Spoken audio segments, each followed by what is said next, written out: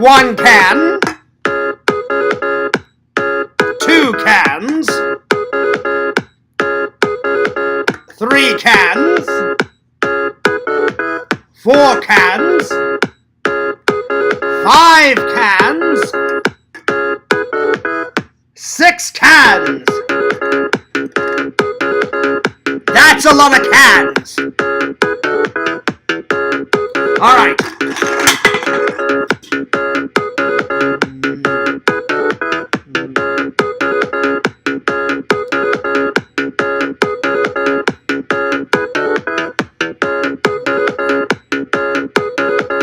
What's up, guys? Fears.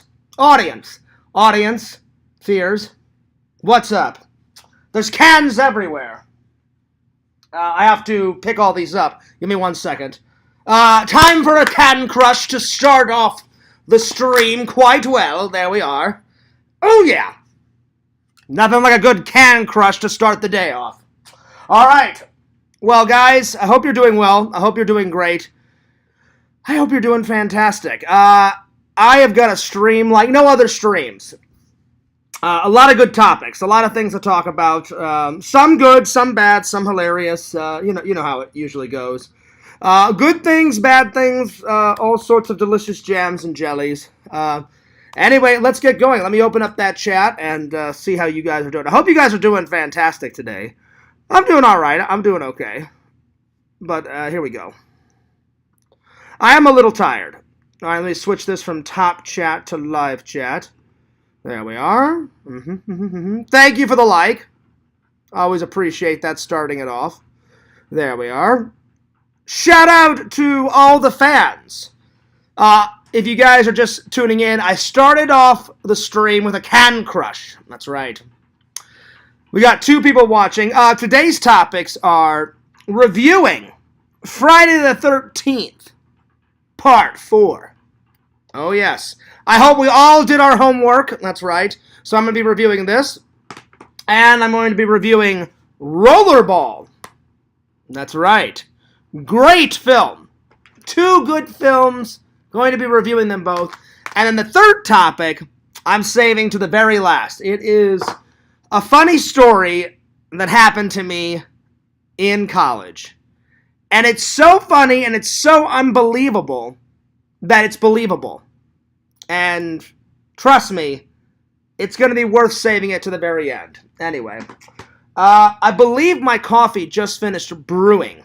So let's head on over and check it out. As you can see, I've added some things. There's the box.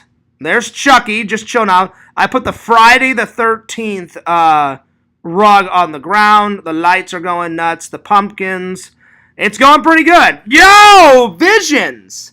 Lord Visions, what's up? What is up? Visions says hamburger. Is that what you had for lunch, Visions? I had a sandwich.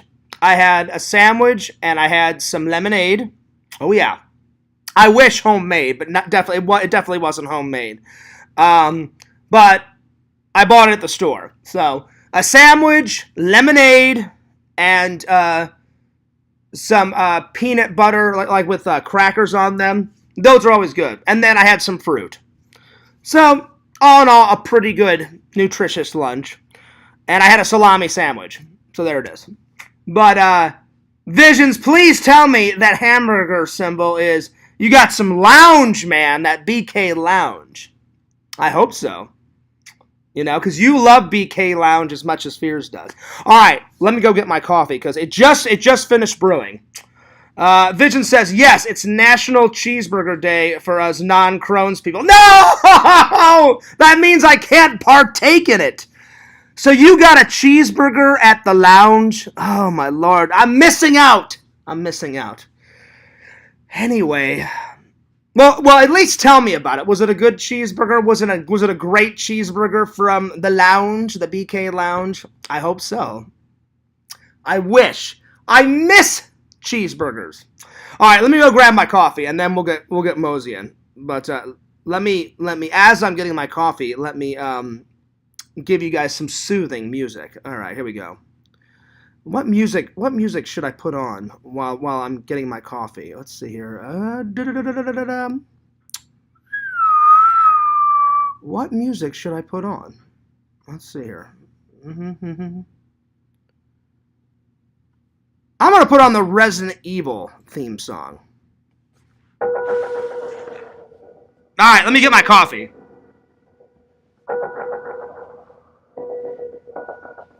Yo, Chucky, what's up?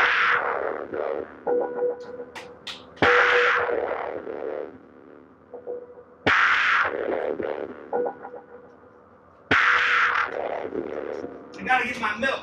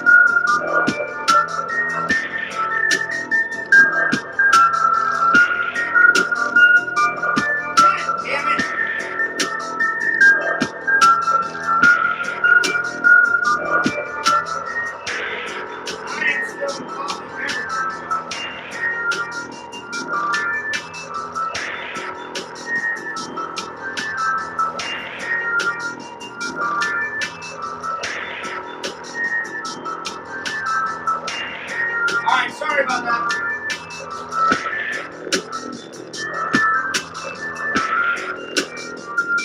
This was your fault. It's your fault that I spilled some coffee. You son of a bitch.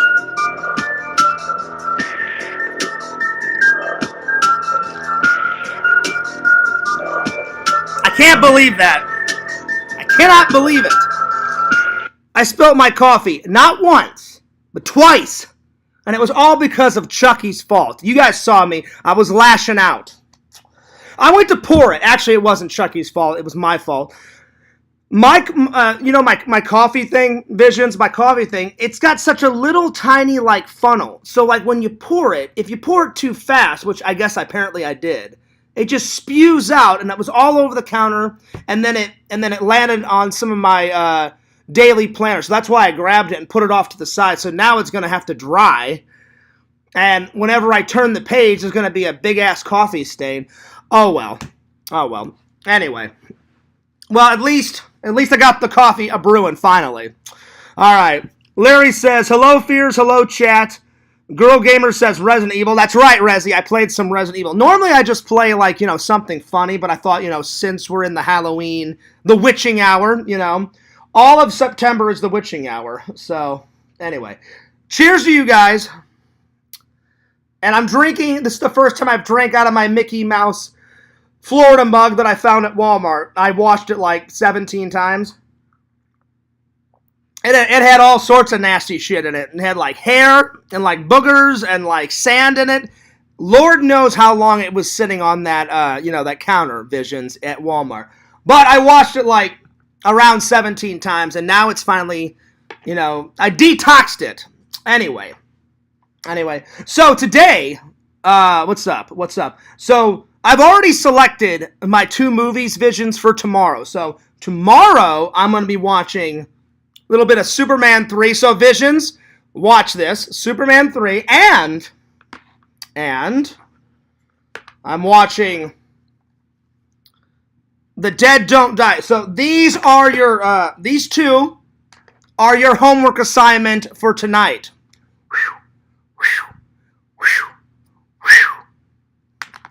But today's assignment, last night I watched Rollerball, and I watched some Friday, if I could grab it, hang on, Friday the 13th, part 4, in this lovely steel bookcase. It is quite lovely. I should have been a model. Actually, I did do some modeling back in the day. It didn't go very well. I mean, it went okay, but Fears didn't get paid nearly enough And it didn't take me to fame and fortune. Hopefully one day YouTube takes me to fame and fortune. On that note, guys, I'm so close to getting my first YouTube paycheck. Every month it updates, and you have to get at least $100 in order to get a YouTube paycheck. So for the longest time, I was stuck at like $50, right, Visions? I just looked at it last night, and I'm up to $75. So I am so close to getting, because you have to get at least 100. If you get more than 100, then they put it in a check. But they said you have to get the bare minimum. I guess that's their YouTube requirements. You have to get at least $100. So I am so close. So when we'll get there, I don't know. I haven't had any super chats or any super stickers in about a week or two. So whenever it happens, it happens. Anyway, let's see. Larry says, no way I would have that doll in my house and not after seeing what he did in that movie. Oh, he's fine. He's just been chilling over there, Larry. He's been chilling. But, I mean, how nuts would that be if all of a sudden he's like, Fears, shut the hell up. I'm trying to get some sleep over here. And he, like, rotates his head over, and I'm like, oh, shit. So, if you know, Fears is going to do a live stream tomorrow. I mean, that's the reason. Fears got murdered. I will admit, Larry, the first time, Larry and Visions, it took me a little while to, I took it out of the box, and he has a hard time standing, so I had to lean him up against something. I thought, all right, I'll just put him, I tried to get him to sit in the chair, but because his shoes are so slick, Visions, and because those folding chairs around my kitchen table are so slick, he just kept falling out of the chair, like when I tried to sit him down. So I thought, I wonder if he can stand and just lean up against the chair. And he did. So he's probably going to be chilling there all through Halloween and all through Christmas. And then after Christmas, I'll put him right back in the box, right there. And, you know, I mean, the box is part of the prop, too. Yakov got a little mad at me. He was like, Fears, do you think that was worth a purchase? In actuality, I mean, I do agree with Yakov. It was quite a hefty purchase. $89. Oh, Lord. But with $90 with tax. So it's even crazier. But as soon as I saw it, Visions, I was like, yeah. And I had to have it. It was one of those. You know how I am. I'm a big kid in a candy store. Sometimes Fears can wait. Other times I'm like, well, I cannot wait, and I must have it now. You know. So it was one of those things. Let's see. I'm waiting for Chucky season 3. You know what, Girl Gamer, you make a fine point. I need to watch season 1 and season 2. I've yet to watch them. I've heard good things. I've heard really good things. Part 4 is with Little Tommy. That's true. Little Tommy Jarvis is in part 4 of Friday the 13th, part 4. And here's the funny thing about it, Visions. They say it's the final chapter, but is it the final chapter? I don't think so. Because then we had part 5, part 6, part 7, part 8, part 9, Jason goes to hell. Well, he did not go to hell. He went to hell for 2 minutes. And then in part 10, he goes to space. You know, then it's the fucking remake, you know, which was all right. It was okay. Then we had, what was the next? Oh, then we had Freddy vs. Jason. I'm sorry. We had Freddy vs. Jason before the remake. Right, Visions? I believe so. Yeah, Freddy vs. Jason. Then we had the fucking remake. And then, oh God, there's Jason has more than Michael, right? Oh man. I think that's all we've had so far. I think the remake was the last Jason so far. You know, in about 2 or 3 years, they'll make some more bullshit, you know. Anyway, that's right, Girl Gamer. Jason is not even Jason in part 5. It's a guy portraying Jason. But in part 6, that's when they bring Jason back to life. Kind of like Frankenstein, you know, style. With a bolt of lightning and a metal rod. That's probably what they were going for, Vision. So probably the maker of part 6 was like, you know what? I love Frankenstein. Kind of bring some Frankenstein back in. You know, it is a horror movie, for Christ's sake. And I liked it. I mean, it kind of goes back to those old movies, and I'm about to do a Fears-ism, Visions. I have watched parts of all the old monster movies. Abbott and Costello, Meet Frankenstein, The Bride of Frankenstein, Abbott and Costello, Meet the Bride of Frankenstein, The Mummy, The Invisible Man, The Werewolf, the Wolf Man, Dracula, Frankenstein, all of them. I've seen bits and pieces, but has Fears ever watched them all the way through, and do I have them in my collection? That's the better question. And the answer is no. On both accounts. I've never watched one of those all the way through. I need to. That's number one. Number two, I've got to get them in the collection. They are classic movies. Amazing movies. Made in the 30s, the 40s, the 50s. Wolfmanning it up. The Phantom of the Opera. What's the other one, Visions, where the guy's like real tall? That one freaks me out. That one's even older than Frankenstein. That was made in 1922, 23. Black and white. Barely has any sound. There's no talking in it. It was a silent film with music. And whenever some action happened, it said, the vampire goes through the door. Dun, dun, dun, with a crash of lightning, right? So there it is. I can never remember. I gotta find it on either I don't even know. That one may be so old they may have not put it on DVD. I don't know the name of it. I always forget. He's got long ass ears. He's real tall. He's got like 2 buck teeth. Massive eyes, Visions. I mean, like huge. And it scares the bejesus out of Fears. And he's got like hunched like this, and he walks like this, and he turns. And then the guy, I guess the other guy, he's like Van Helsing or something. He's all like, oh shit, fuck me, like that. And then the vampire, I think, takes him down in the film. Or he takes the vampire down. I gotta figure out what this movie is. I've just seen bits and pieces of that. And it is so creepy. I mean, like ridiculously creepy. It's pretty nuts. So if you guys know what the hell I'm talking about, Visions, I think you know what I'm talking about. You've told me what it is before. And I need to get a pen and write it down. Let me grab a pen real quick, because I want you to tell me, Visions, because I'm adding it to the list. Hang on, let me grab my list. I always forget the name of that fucking movie. It's good, though, even though it's like so old. And that may be one of the first silent films I've ever... No, it's not Slender Man. Hang on, I got my list. Let's see. I haven't added anything on this in a while. What's the last... What's the last one I put on here? The last one I put on here was Larry saying, Fears, it's not a horror movie, but you've got to watch something called WKRP, the complete series. Oh, yeah, that was the radio station one that Larry suggested with, like, the fucking hilarious, like, tune and shit. And I was like, oh, man, I'm digging this tune. All right, so let me get a pen. That's what it's called. That's what it's called, Visions. Let me get a pen, because I've got to write this and put it on the list. Give me 1 second.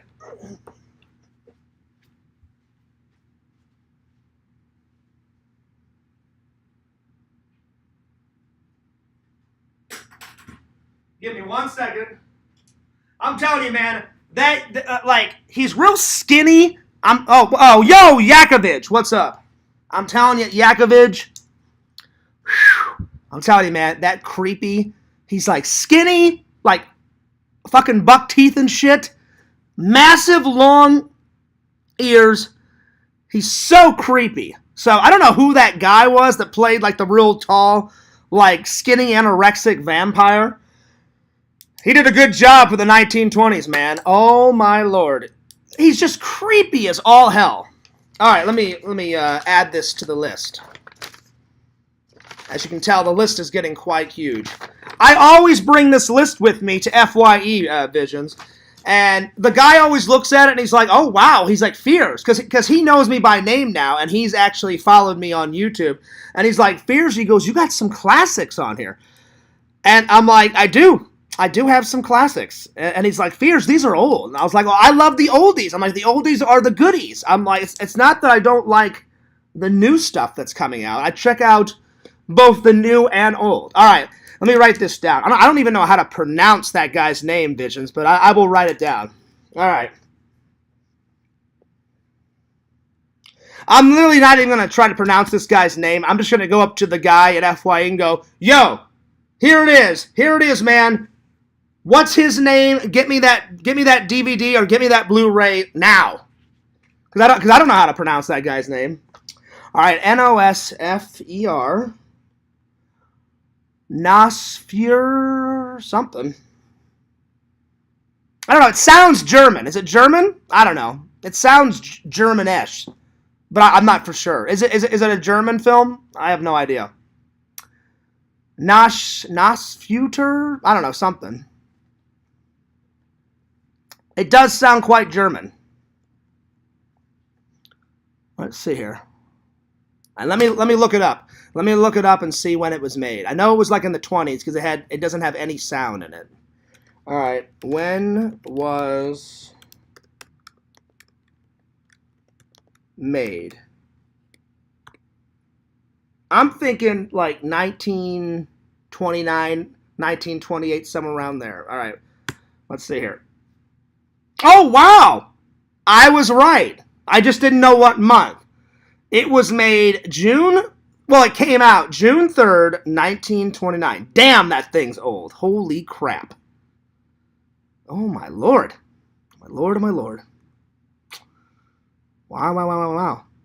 Oh, man, there's pictures online about him. Oh, God, he looks so... I'm starting to get freaked out. He's so creepy. All right, well, I added it to the list, you guys. I've added it to the list. All right, let me just put it over here. That is some creepy shit, man. Creepy shit. Oh, my lord. But I've got to watch it. How great would it be to have that in the collection? That would probably be the oldest movie I've had in the collection, Visions. Kid you not. The one with Claus is awesome. Oh, so there's a sequel. It's on YouTube, I think. Okay. Nice. It's very straightforward. I know, but you guys know, sometimes I have a hard time pronouncing some words. Nosfuter, I think is how you pronounce it. Nosfuter. Nosfuter. Hopefully that's how you say it. If I don't, then the trolls will have something new to troll me about. Anyway, shout out to the fans. Hope you guys are doing well. Well, besides me, spilling my coffee 2 times, it's been an okay day. I did not go to work last night. I threw up not once, not twice, but 3 times. But I'm feeling better today. My boss called me. He's like, Fears, you all right? I'm like, I'm definitely all right. And he goes, what was it? I'm like, it was either a random Crohn's attack or I ate something bad. He's like, well, what'd you have for dinner? I'm like, I had some chicken and I had some rice. And he's like, did you undercook the chicken? I said, maybe. I said, I have no idea. But I said, it went down good, but it came out horribly bad. And he's like, are you all right to come in tonight? I was like, yeah, I said, I will be there tonight. I am, Yakov. I am. I am the worst. I like to read, but when the word gets like too nuts or too epic, it's hard for me to pronounce shit. So, not everything, just some things. Anyway, another can crush. Oh, did you hear that? Oh, shit. Mr. Rasmus would be quite pleased. All right. You know what, Yakov? You kind of blew my mind with the whole Raz stuff. It's good to see him get out of the pits, you know what I'm saying? For a while, I was worried. I was like, all right, he's doing good. He's in school. And at that time, I think he did have a lady. And then he dumped her, and then he was doing all this drugs and all sorts of fucking madness. And I was like, oh, shit. I'm like, that's bad, right? Then, when I saw the picture, I was like, okay. I'm like, this is good. He's off drugs. Yakov told me he's not for sure if he finished culinary school, but he said he does still work in the culinary industry. And I'm like, well, that's good. And he's got a lady, and he has a son. So I was like, you kind of blew my mind. I was like, good for him. Good for him. I guess he decided to give up YouTube. I am bummed about that because whenever he wasn't trolling, he actually made some great content. We had a lot of laughs. So I don't know, maybe one day he'll get back into it. He kind of bequeathed me the community, which I do appreciate, Raz. So yeah.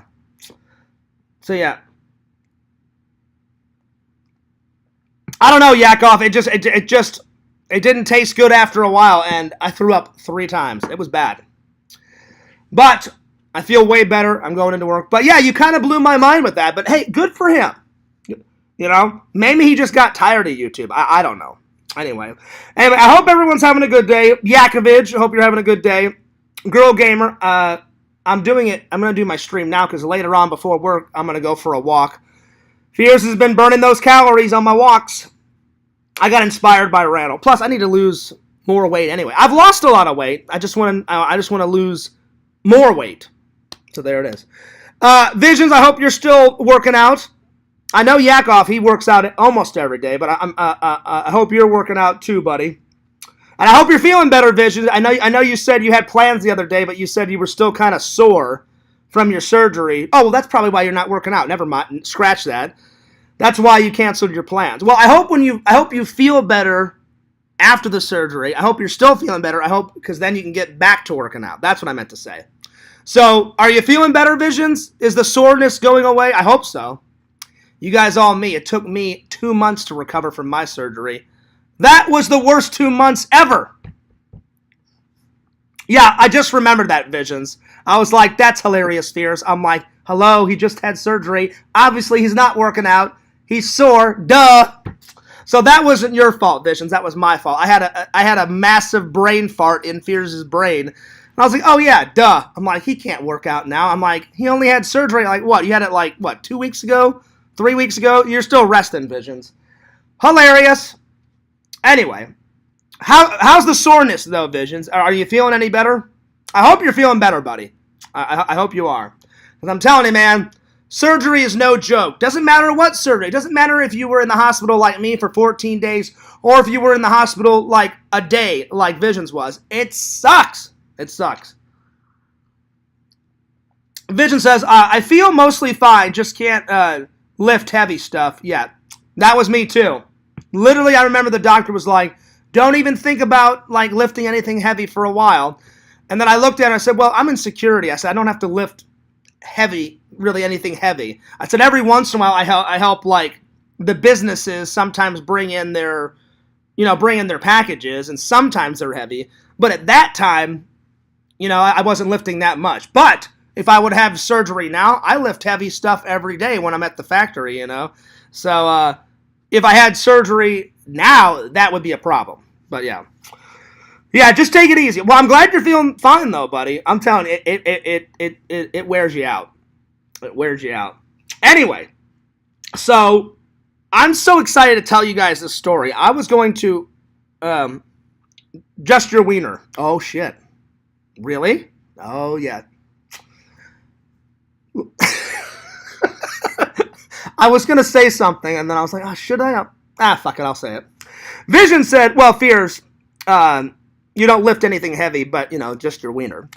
Listen, no girl has complained, Visions. No girl ever has complained. Even, the old girlfriends, never once complained, Any girl I went to camp with, never complained. Never. So, it's a gift. It's a gift. There it is. I don't even want to say, listen, that's too personal. I can't tell my fans how big Fears' penis is. Let's just put it this way. I'm not complaining. The good Lord did not give me any height. He was like, yeah, Fears, you can just go ahead and chill at like 5'6". But to make up for it, hey, Fears, check it out. Go ahead and look downstairs. Oh, nice. Thank you so much.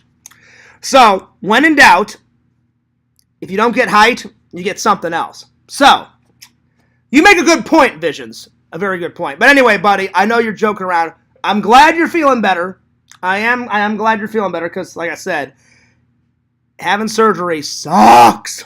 Anyway, I was going to save this story until the very end, but I'm in a goofy mood. Let's start off the stream with this story. I swear on my father's grave, this is a 100, Scouts Honor 100% story, because I know when I tell this story, idiot trolls like Yakov, Carl the Fan are going to be like, oh, that's not true. He made this up. This is 100% real. And it didn't just happen to me. It happened to really anyone on campus. That's not true, Yakov. It's a lot bigger than 2 inches. I can guarantee that. So anyway, I'm letting you guys know right now, this story is 100% true.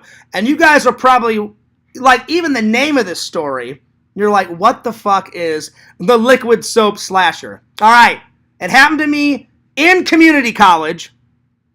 And not only did it happen to me, it happened to everybody. Well, Yakov, I never said that you were an idiot troll. I was saying idiots like Carl the Fan and Quentin are gonna think this story not true, because apparently Quentin thinks I lie about everything. I used to lie a lot back in the day, but I try to be 100% real with you guys, within the last, 2-3 years. I try to be, 100% real with the fans. But I was just letting you guys know, this story is really far-fetched. It did happen. It's 100% true, and it didn't just happen to me. It happened to, I guess, a lot of people. It happened to a lot of people on campus. So, bear that in mind when I tell this story. So, Larry, you want another story, and I've been meaning to tell this story, but it just kept slipping my mind. So, yeah. Oh, did I? Maybe it was a slip of the tongue, Yakov. I meant to say idiot trolls like Quentin, Carl the Fan, other people like that. The fucking idiot in New Zealand, all those idiots. I did not mean to say your name. I apologize. I pretty much did slip up. My bad, Yakov. But anyway. Well, you know what, Yakov? I would say you used to be a troll, but you've went from the dark side to the light side, and I'm very impressed. I never thought... I'm the first Scout's honor. I am the first one to say I never thought I would be Yakov's friend. At one time, I wanted Yakov's blood. I could kill... If someone back in the day, if someone was like, hey, Fears, guess what? Yakov died. I was like, yes! Yes!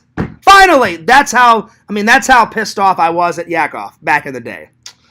But now, I'm glad that the wounds have been mended. And Yakov did apologize. He went, Fears, I was a total fucking dick back to you in the day. He goes, I'm really sorry. He goes, it really wasn't me. It was the fucking booze.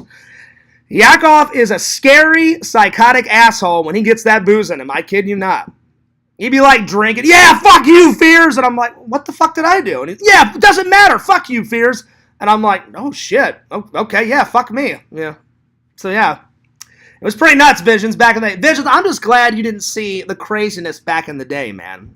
Because you started watching, 2018-ish, I guess. And by that time, it was almost over. I mean, there was some crazy shit still going on. But anyway, to make a long story short, Larry, Yakov, Visions, J-Man. What's up, J-Man? Who else is here? Oh, Rezi, everybody watching. Hopefully Rezi's still here. Rezi, you got to hear this story, everybody. Larry, I promise you this is 100% real. But for all the trolls are going to think, oh, he's making this up. I 100% Scout's honor on my father's grave this happened. And again, when I'm saying it didn't just happen to me, I'm assuming it happened to a lot, I'm assuming it happened to a lot of people. Me and my friends witnessed it. And we were like, what the hell? So let me just get into the story. So this is way back in the day when I went to community college. I went to community college for 2 years and got some stuff out of the way. You know how they always make you do all those requirements, and I always thought that was funny, Larry. I don't know. I know Yakov went to college. Visions, I don't know. Did you go to college? I know. You never told me. Did you ever go? Larry, did you go to college? Rezi, anybody? Anyway, you know how... Even if you don't go to college, usually what they make you do is they make you take some classes that you took in high school over again, like English and math. And I'm like, why the hell am I going to need math for a fucking film degree? You know what I'm saying? So my dad was like, hey, John, before you go off to Collins, he's like, maybe you should go to community college and get some of this crap out of the way. And I said, well, hopefully they're transferable. So we called the college and said, hey, if I take these classes, are they transferable? And some of them were, and some of them weren't. I remember the college person at Collins College were like, yeah, take these, take those. These other ones you're going to have to take no matter what when you get to Arizona. And I was like, okay. So I got some of them out of the way. So yeah, let's see. Vision says, now he's just crazy about God. This is true. But see, that's a good crazy, though, Visions. I know you don't believe in religion and stuff, but for me and Yakovich, we do. But the thing about Vision is he respects me and Yakov, even though he doesn't, believe in the same stuff. So, I like that Visions doesn't judge us, and I don't judge Visions, Anyway. No, that's not true. Yakov. So, like I did good in those. Sometimes like they make you take them over because they're part of that degree. So I had to take some stuff. I didn't take a lot of stuff over, but I took some stuff over. But like I did really good in some of those. The only thing I didn't really do good in high school was math, and I've told you guys, math and me were not good. Like me and math were not good buddies. Math hates me, and I hate math. So one of them that I had to retake was math, but it didn't matter because they were like, well, you're gonna have to take, college algebra to pass your film degree. And I was like, that has no, like, why am I gonna need math if I'm doing a film degree? Anyway, we're getting sidetracked. So Larry went to college. Yakov, did you go to college? Visions, did you go to college? Let me know. Well, maybe they do it differently in Canada, Yakov, but some of them, they make you take over, even though you did good. Like, I did good in English, I did good in reading, and I had to take some of those over. I had to take some of those over when I got to Collins College. But I took some of them in community college just to get them out of the way.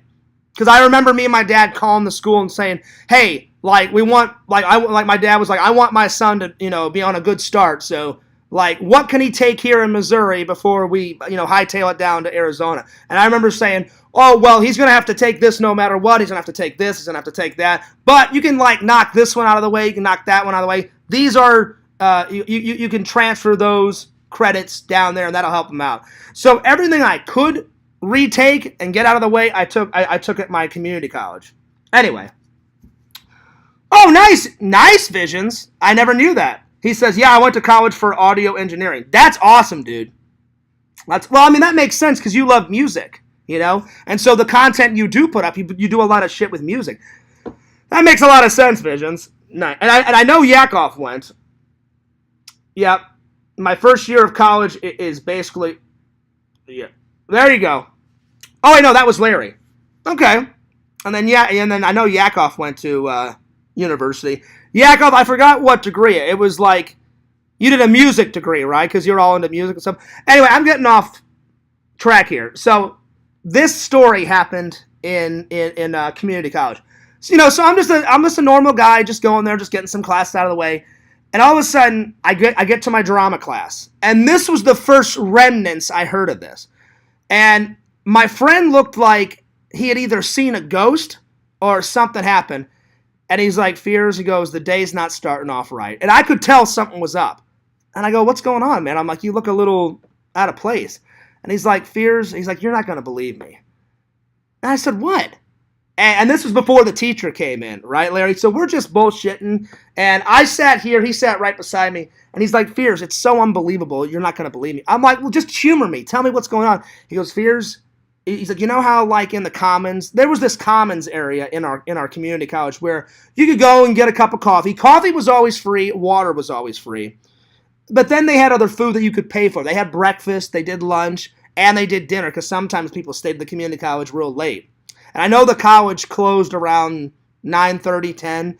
So they served it. And he goes, I was in the commons just getting some coffee. And before class. And I went, yeah. And he goes, well, here's the crazy part. He goes, after I drank it, I just had to use the bathroom, right? And he said, I went into the bathroom, and he said, Fears, there was liquid soap everywhere. And I was like, wait a minute. I'm like, what do you mean? He goes, someone had taken liquid soap, put it on their hands, and put it all over the fucking mirrors, all over the toilet seat. And then he said, someone took a magic marker and wrote, the liquid soap slasher was here. I guess, like, he was, like, trying to, like, whoever did this, we never found out who it was, right? I guess he wanted, and it was around Halloween time. I shit you not, this happened. So, I was like, yeah, it's probably somebody just playing around. He goes, Fears, there was liquid soap everywhere.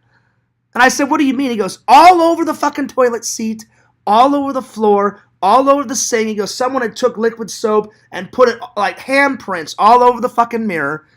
And I was like, all right. And I said, well, where was the little sign and magic marker that said the liquid soap slasher was here? He goes, well, I cleaned off the toilet seat, and when I closed the fucking, like, stall door, it was on the back of the stall door in big black markers. Ha ha ha, the liquid soap slasher has here. I was like, yeah, well, I thought it was like a one-off thing, right? And I said, you probably should tell the teacher so they can clean it up or somebody. And he goes, in the commons area. He goes, I told the maintenance guy and he was pretty pissed off. He goes, and at first he thought it was me. And I said, no, I walked in and all this fucking madness had happened. True story. So a couple days go by, right, Larry? Then it was my turn to see the encounter. So I was in our drama department and I go into the bathroom and it happened again. And I was like, oh shit, the liquid soap slasher, he's returned. And right when I said that, I shit you not, after I cleaned off the toilet, I cannot make this shit up. He said, the liquid soap slasher has returned. You dare to challenge me? I guess the reason why he wrote that is because whoever this was, guy, girl, whoever it was, I guess he found out that the maintenance guy, or the people that clean the bathrooms, had cleaned it up. So I guess the guy did it again. And he said, you dare to challenge me? Don't clean this up. Or I guess that's what he was trying to say. So this went on for a couple of weeks. And it happened so much, I was on the student newspaper in community college. And I went up to the girl or whoever was in charge, and I said, you've got to write a story on this liquid soap slasher guy. And then she's like, oh, she goes, did you hear about that, Fierce? I'm like, it happened to me and it happened to my buddy. I said, I'm sure it's happened to half a dozen other people, right?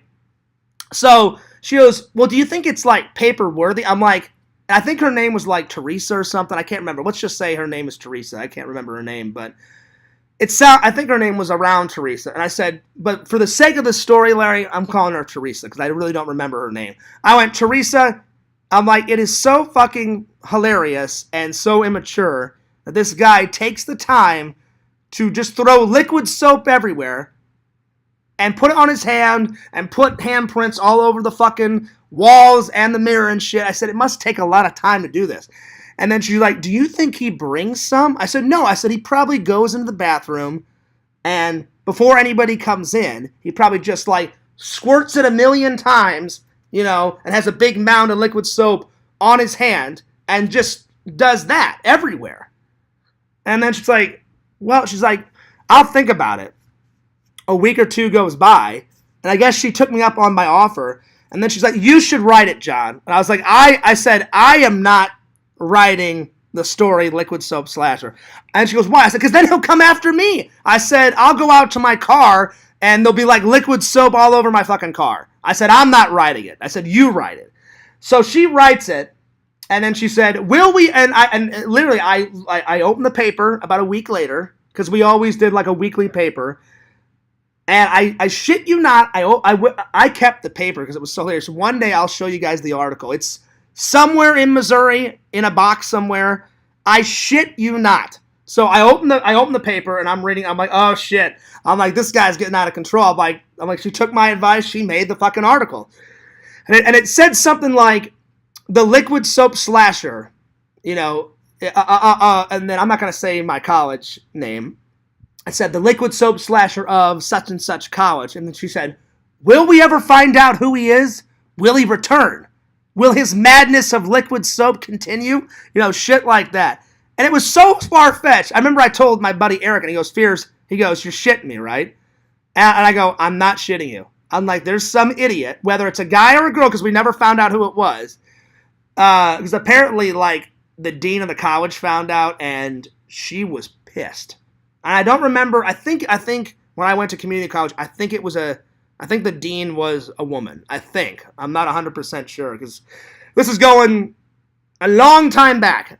Anyway, the dean got pissed, and I remember I was working in the student newspaper. She came in. She goes, "Can I make a little article?" Or she goes, "Can you take a quote from me?" And apparently, she got so pissed, and she goes, "Who wrote the story?" And I said, I said, well, my friend over there wrote the story. She goes, I don't care that you guys wrote the story. She goes, I want this him or her to stop this because, that's a lot of money that he or she's wasting in liquid soap. And I mean, it was everywhere. I shit you not. So I don't remember exactly, and they said, oh yeah, we'll take a quote from the dean. And she goes, if we ever find out who this person is, guy or girl, we will expel them. So this person should stop. He or she didn't stop for a while, but apparently the dean kept upping the ante. Like, we'll get the police involved. And eventually, whoever it was stopped. But I'd say over the course of 6 months, this went on for about 6 months. The wrath of the liquid soap slasher. He was everywhere. Like, you would go into another bathroom, on another part of the campus, and we told people, hey, if it happens to you, come and tell us at the student newspaper. So we had people coming in all the time. Oh, well, he struck here. And people kept saying he. And I was like, well, we don't know if it's a he or a she. But I was like, 10 times out of 12, it's probably a guy, because I don't think a girl would do this immature bullshit. You know what I'm saying? Anyway, let me continue the story in a minute. Let me get back to the comments. Let's see. I went to college to mainly play basketball and chase girls. There you go, Larry. I love old school. So it was not me, Visions. It was not me. I swear to you. I would fess up to this if it was me. Scout's honor on my father's grave. It was not me. It was somebody. And you guys know how much I love my dad, so I wouldn't swear on him. If it was me, I would tell you guys. Because this is something, if I did it, I would be like, oh yeah, I was the fucking liquid soap slasher. Sadly, it wasn't me, But it would have been great if it was me. I swear, Visions, it was not me. They never found out who it was. Never. But anyway, let me finish the rest of the story. Was it fun being on the writing team? Yeah, it was fun. It was really fun. I wrote I wrote a couple articles, Larry, and I also was a reporter. So I would go out and interview people for the student newspaper. I did it a little bit in my film school. My film school didn't have a newspaper until I got on the student council and said, well, in high school we had a student newspaper. I said in my community college we had a student newspaper. I said, can our film school have one? And they said, hey, it's your project, Fears. You create it, you do it. So I got a team together, and for the first 2 years we had a student newspaper. My last 2 years they stopped it because they said it was too much money to print out all that information on the paper. So the student newspaper went literally from like a big newspaper like this to like a little piece of paper like this. Like the last year we did it, it got this little. And they said, we have to cut your budget. So the student newspaper in college, in my film school college, only lasted 2 years. But all the years that I went to community college, which was 2, I'm sure it still exists today because they had a bigger budget. And my community college was a lot bigger campus than Collins College. Anyway, it is fun. It's fun, but it's true content, Larry. I cannot make up this shit. I swear to you guys. On my father's grave, this actually happened. Because I was like, well, they'll love this story. So, after the dean had wrote a couple of quotes, it died down for, I don't know, maybe a month. And then all of a sudden, with a fucking thunder, the slasher was back. And some guy came in and said, well, it happened to me. And I said, well, how? I said, we've been writing articles about the liquid soap slasher. And he goes, just like how it happened to everyone. He goes, I walked in, and he goes, there was handprints all over the mirror. He had dumped liquid soap all over the sink, in the sink, on the floor. It was dripping on the floor. And he goes, I almost slipped because I was trying to go into the stall. And I said, did he write a message like on the back of the stall door? And he goes, yeah, but it was in the handicap one. I said, okay. So I said, he's changing up his methods, because all before he would always just write it on the back of the normal stall. So I said, well, this person has certain things in common. He would always do it this way. I said, now he's changing up his methods. So this went on for about 6 months. And in 6 months, he only wrote it on the handicap bathroom door twice.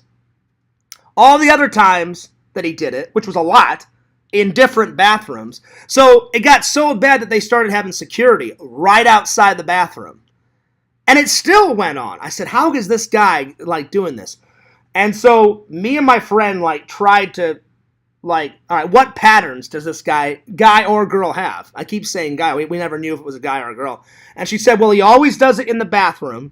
He always, she goes, now that the security's out, he always does it at night. Like when there wasn't a lot of security like towards the nighttime. So as soon as they started putting security at night, he would change it up. He would do it like early in the morning, before the security got there, and sometimes during the day because there was so many bathrooms on campus and they only had so many security officers.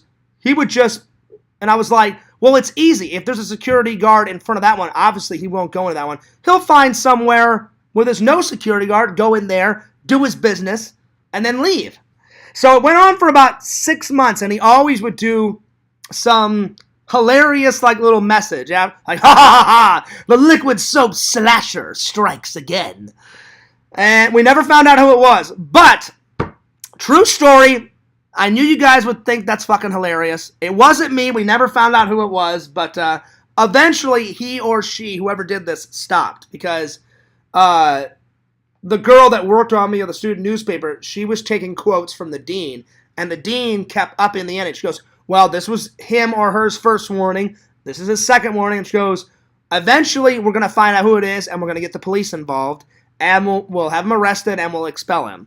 So I guess whenever the liquid soap slasher saw that in the paper, that's when he or she stopped. Because apparently, he or she must have been a student. And I guess they stopped because this person didn't want to get expelled. So we never found out who it was. But when I remembered that story, I was like, oh, I'm like, Larry will love this story. So there you are, the liquid soap slasher. And it went on for about 6 months. About 6 months. So half a semester. But I guarantee you, Larry, Visions, everybody, if this person, if the dean didn't step in, I guarantee you this person would have done it throughout the whole year or as long as he or she possibly could. But Visions, I wish I could claim that title. I wish I could be the liquid soap slasher because it was so fucking retarded. It was so hilarious that I was like, I would love to be the liquid soap slasher. That's like one of those classic funny stories, but unfortunately, I am not the culprit. It was somebody else. So I only witnessed it because nobody ever saw this. I thought, oh, in 6 months, maybe somebody will walk in the bathroom and catch the person in the act. And I guess he got lucky. He or she got lucky. No one ever saw him or her do the act. They would always see the aftermath. Like someone would walk in the bathroom, like me, my friend, somebody else, because it happened to dozens of people on campus. And it was always the same patterns. He or she would always leave a message in magic marker on the stall or on the toilet saying, like, ha ha ha ha, you can't catch me, I've struck again, or some shit like that. And there was always liquid soap all over the fucking mirrors with handprints, all over the fucking toilets, all over the floor, all over the sink, everywhere. So it was nuts. So I thought you guys would get a kick out of that story. So let's see. The Fierce Tribune. No, they didn't. I wish they would. That would have been cool if they would have called that, Larry. But I'm humble. I don't want the student newspaper to be called after me. I think we called the Collins College one. I think it was the Collins College Gazette. I think, if memory serves me right. I've got an old paper.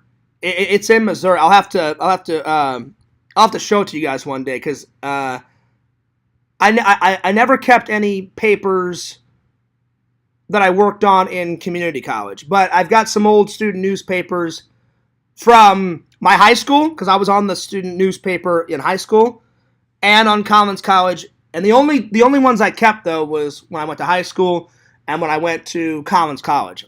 So I'll have to show you guys those old papers at some point in my life. But the ones that I didn't keep were in community college. Except for the article about the liquid soap slasher. And the only reason why I kept that, it was a funny story, and I didn't write it. But my friend did a good job, and I was like, well, I got to keep that article. But all the ones that I wrote, I just never kept because there was so many. But I kept a few of the Collins College ones because it only lasted for a year and a half to 2 years. So, yeah. Larry said good, clean fun. Well, yeah, it was good, clean fun. But I always wanted to know Well, do I know the Liquid Soap Slasher? Is it someone I know? We'll never know. That's not true, Yakov. I did do one. I did do one. So Jason's a liar.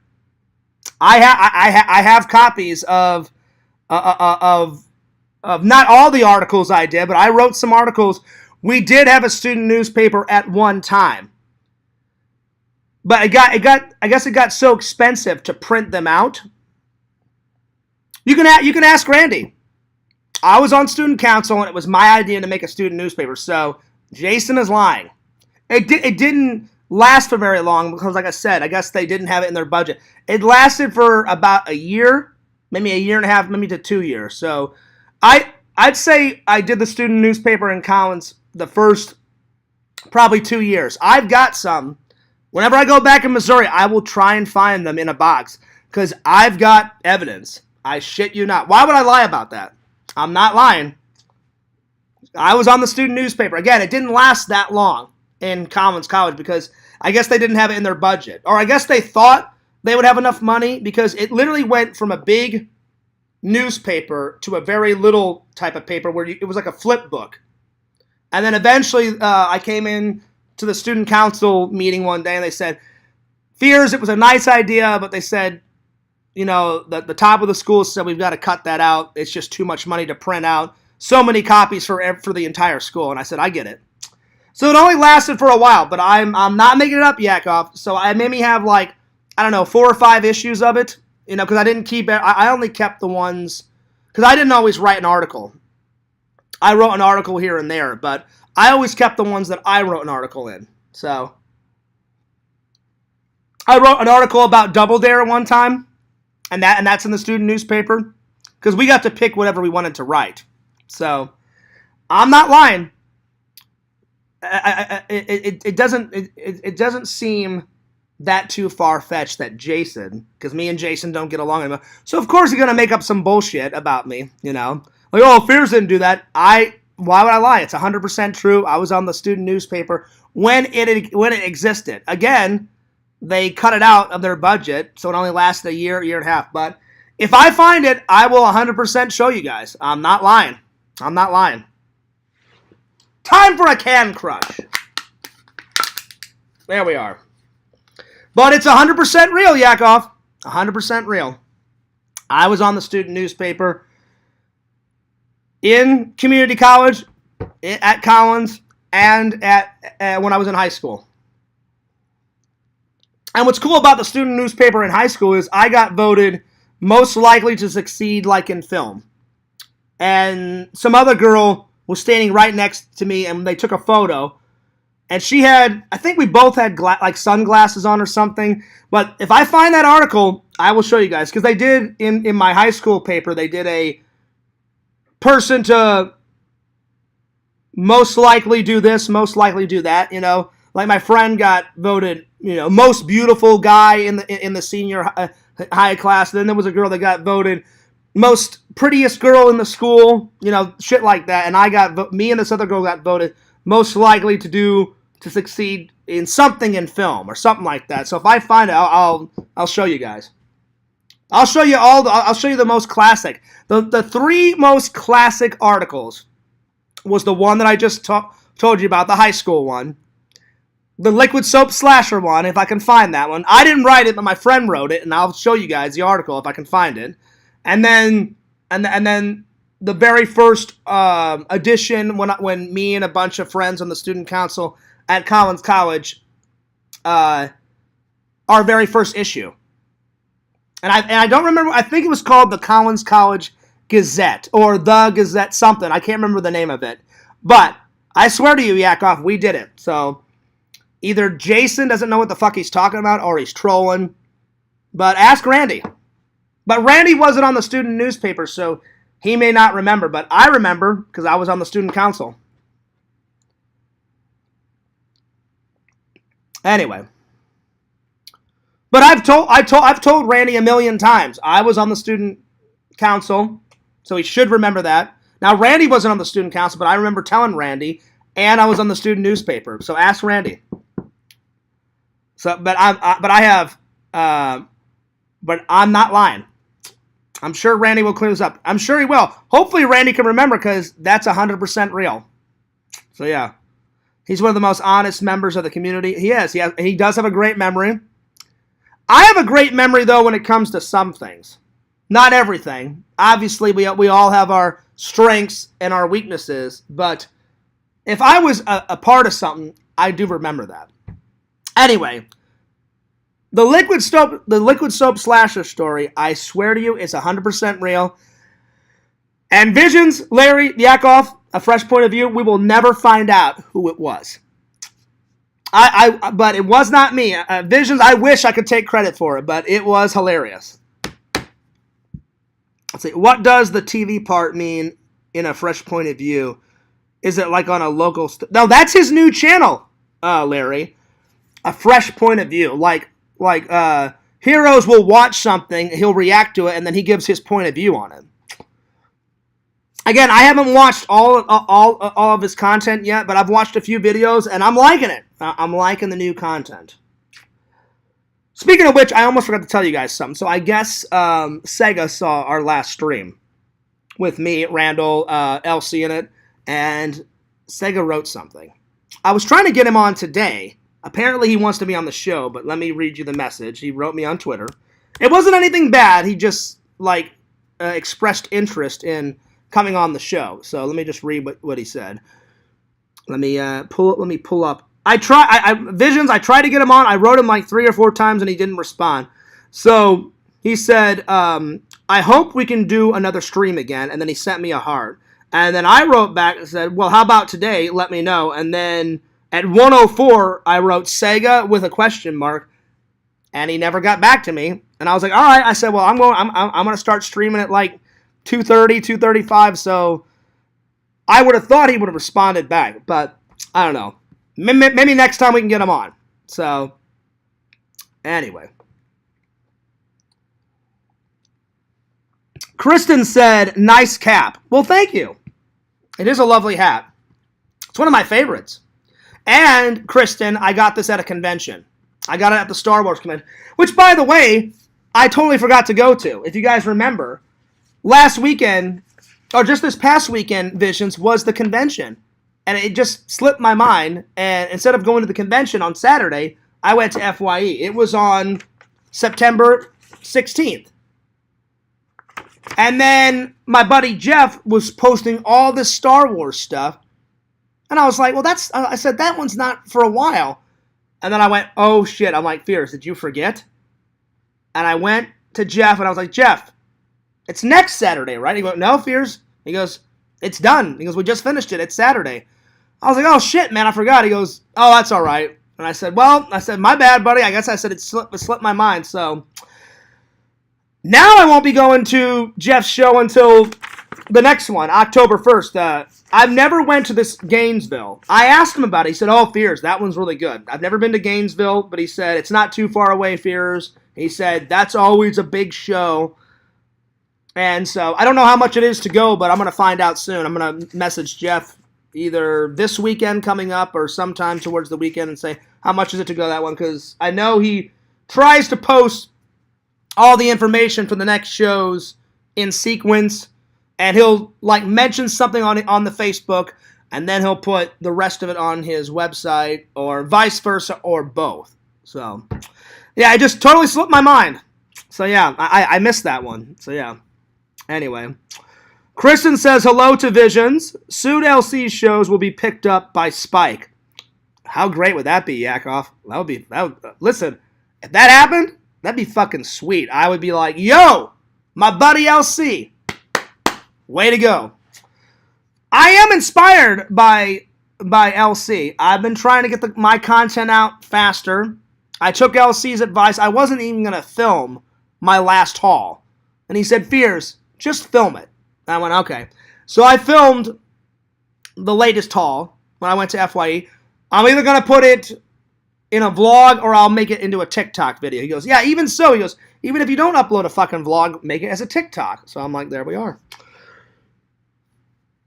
My My cap detector is indeed going off. Well, I got it at a. It's one of. I mean, I love Empire Strikes Back. Obviously, I'm a big Star Wars nerd. It's not my favorite movie, but it's one of my favorite Star Wars, Kristen. And I'm gonna try to get all the caps because I know they made a Star Wars cap for each and every Star Wars one. So when I can find them. But I found this out in the open, like kind of like, like when you find those gems like at a flea market or at a garage sale or at a Goodwill. I went to a convention. It was just sitting on a table, and I think I even put it on like during a vlog, if memory serves me right. I showed it to everybody in the vlog and was like, "Oh, this hat's definitely coming home." And you guys see me wear it almost every stream, not every stream, but almost every stream. It's one of my favorite hats. If I lost this hat, I'd be like, damn, that was a good hat. So, Star Wars, baby. And it's very comfortable. It's very comfortable. One size fits all. Oh, by the way, I did get a new haircut. So, it was getting pretty hot in the factory, so I had to give it an El Trimo. So, yeah. But, yeah. It's, let's see. Fears Man, clapping all. Or capping. Capping. I don't know if I'm capping, but it is a nice hat. Let's see. Larry says, Yak, how would that work using other people's videos? Who gets paid? I guess you split it, right? I don't know. I try to only put up my content. I mean, I guess it has to do a lot on YouTube, Larry, with like fair use, I guess. Like, you're allowed to, like, whenever I watch a trailer for you guys and review it, or that, if you just watch it and you have the sound in the background like how I do sometimes, like Visions like, hey, Fierce, check out this trailer, or check out this movie, I'll watch a trailer. It has a lot to do with like fair use. Or if you put the trailer in like the left or the right-hand corner, like people do, and they do like a trailer reaction. I've done those before. So a lot of it's like fair use. It depends. It all depends. So yeah. So stuff like that. But there's certain rules and all that kind of stuff. So yeah. Looking fresh with the fresh cut. Oh, well, thanks. Well, I did it for two reasons. One, the hair was getting way too long. So I give people a lot of credit that have long hair. I could never do it. Like anyone that has long, flowing, hippie hair, I'm like, God, that must be so hot. Especially in Florida. It's very hot out. So Fears tries to stay cool as much as possible, but my body's weird. Sometimes I love the heat. Like at the beach, it could be 155 degrees. I wouldn't care because the water is like 2 seconds away. Other times, I can't stand the heat, and I'm like, oh, fuck that noise. I'm not going outside. So it's a little bit of both. Sometimes I love the heat. I'm just so glad that we never get like ice storms and blizzards like Missouri. Missouri was just way too cold. I would only travel back to Missouri, live in Missouri if I absolutely had to. If I can stay here and live here, then I'll stay here and live here. But because my mom has asked me a couple times, you ever thought about moving back? I'm like, every once in a blue moon I'll think of it. But I said, Mom, I'll come and visit you and Grandma and everybody just as much as I possibly can. I always try and get back at least once a year, at least. If I can get back twice a year, then that's even better, So, yeah. Anyway, all right, let's start the reviews. All right. Visions, we're going to start with this. Now, Visions, I know you watched RollerBall last night because you said you and your girlfriend, you sent me a message and said, me and my girlfriend are watching RollerBall. I paused it so she could talk to her grandma. Hope you don't mind I said that, Visions. So I know you finished RollerBall, but did you and your girlfriend have time to watch this? Did everybody do their homework? Did everybody do the watching assignment? Did we all watch both of these movies? Be honest, Yakov, did we watch it? Larry, did we do our homework? Did everybody do their homework? I know Fears did, because I assigned everybody. I've took Vision's idea, and I think it's a great idea. Visions once said, he goes, Fears, what would be even great is if you tell people what movie you're going to watch in advance so they can watch it and they can add their 2 cents in. And I was like, that is a great idea. That is a great idea. So, yeah. Vision said, yeah, I watched it, but I had to pause it like 4 times. Well, you know how women are. You know how women are. And I'm not making fun of Mrs. Visions, you know. I'm not making fun of Mrs. Visions. You got to be patient with women sometimes, Visions. I get it, you know. Plus, she's talking to the grandparents. You know, I don't know your... I would say grandpa and grandma Visions, but that's not correct. You know, I don't know your girlfriend's grandparents' names, so I'm just going to say grandma and grandpa. You know, it's always like good times when you get to talk to grandma. And you know what? She should be blessed. I've only got grandma fears left. Grandma, my British grandma, I almost said my British grandma's name. I don't want you guys to know my mom's maiden name. So, or my mom's maiden last name. My British grandma's passed away. My British grandpa, I never got to meet him because he drank a lot and he had a stroke because he drank a lot. So he died. He died before I could meet him. Grandpa Fears died, not prostate cancer, another form of cancer, because he did a lot of jobs, but he used to work at a can factory, and whatever chemical they put on that can, I guess it's safe now, but back in the day, it was not safe to put whatever chemical they put on that can, and I guess he was breathing in all the toxic fumes, and anyone that worked at that can factory, he got a different form of cancer, and unfortunately, he passed away, so. But Grandma Fears is still hanging in there like a champ, Visions. Almost 90... I mean, I give my Grandma Fears a lot of credit. Almost 90 years old. She's 89. Oh, my Lord. She's still hanging in there like a champ. So I get it, Visions. I get it. She was probably talking to her grandparents a lot. Took us like 3 hours to finish it. Well, there you go. But did you finish this, Visions? Did you watch them both? But even if you didn't watch this one, I know you can give your 2 cents on this, Visions, because everybody has seen this. And the only reason I'm reviewing this again is because now I have it in all its formats. I'm sorry, not in all of its formats. I have it in a steelbook now. And I've been wanting all the Michael Myers in steelbooks. I've been wanting all of these in steelbooks, so I've still got a while to go.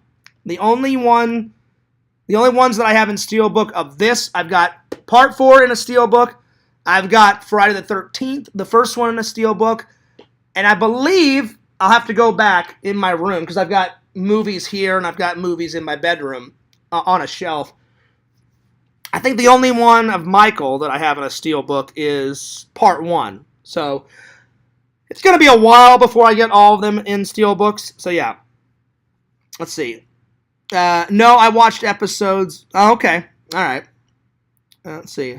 How many times have you been to the top of the St. Louis Arch? Oh, Larry. Oh, Lord.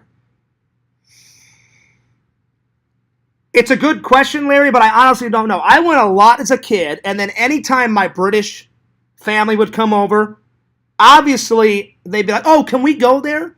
My mom has only went up once. I know because my mom got petrified. My mom does not like heights. But my dad was like, my mom's name is Helen, so my dad was like, Helen, you've got to do it at least once.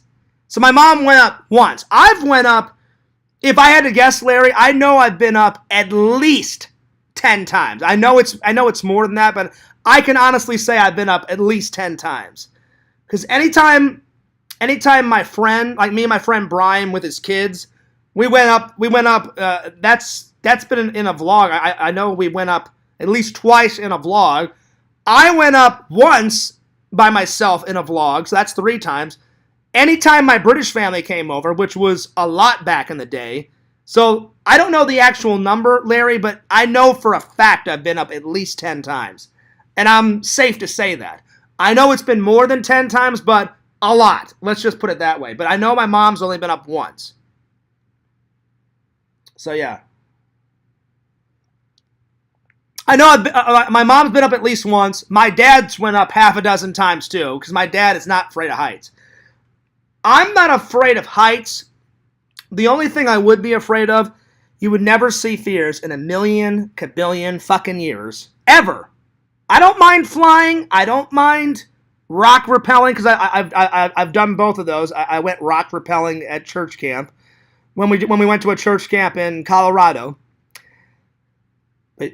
I kid you not. I don't care how many views it would get. You would never see, like, you see all these extreme YouTubers like, yeah, check me out. I'm going to jump out of a plane at 35,000 feet. Fuck that noise, man. No way. Because knowing my luck, hey, guess what, guys? I'm going to jump out of an airplane. Yeah, the fucking parachute doesn't work, and then that's the end of fears, right? So every time I see YouTubers do that, Larry, or other people, I'm like, they are fucking batshit crazy. Never. No way. Or you see those people like bungee jumping. I'm like, all it takes is one rip, that bungee cord, snip, snip, snip, whatever, it breaks. That's the end of that person or the end of fears. So no bungee cords for fears. No death-defying jump out of a plane at like 40,000 feet. But again, I don't mind flying, But, oh, Lord. That's why I never had a problem going up in the arch. And the arch is like, I think it has like 1,000 stairs in it, and it's like 1,000 feet up. When you look out the windows, Larry, you can see the entire St. Louis, Missouri, like downtown city. I've took tons of pictures up there because I know it's perfectly safe. But, so go figure. So, yeah. All right.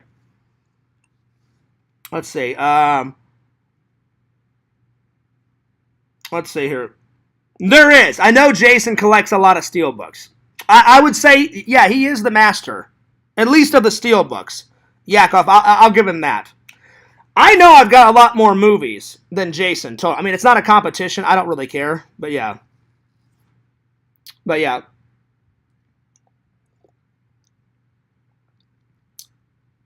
Let's see here. But I was the first one. I mean, if we're getting 10, I was the first one collecting videos. He kind of stole the collecting haul stuff from me. But, I mean, that's everybody on YouTube. I've stolen ideas from other people. If you like something, I'm not narking on Jason. I'm just saying, if we're going to get technical, I've been shooting a lot of more nerd and convention stuff way before he started all that shit. So, again, it's not a competition, And I'll be honest, I'll probably never hear from Jason ever again. I've wanted to be his friend again, and he makes no effort. The last time I accidentally used one of his photos, and he came on and was like, "Oh, if you don't take it down, Fears, I'm going to copyright strike you." Right off the bat. So he has no interest of being my friend, again. And it's a shame, and it's sad that he followed the trolls. And he just threw 11 years of friendship down the drain. Anyway, I don't want to get into it because it kind of pisses me off, So, I wish him luck. I really do. But I doubt me and him will ever be friends because we're just too different. And he's got his views on things. I've got my views on things. It just is what it is. So, yeah.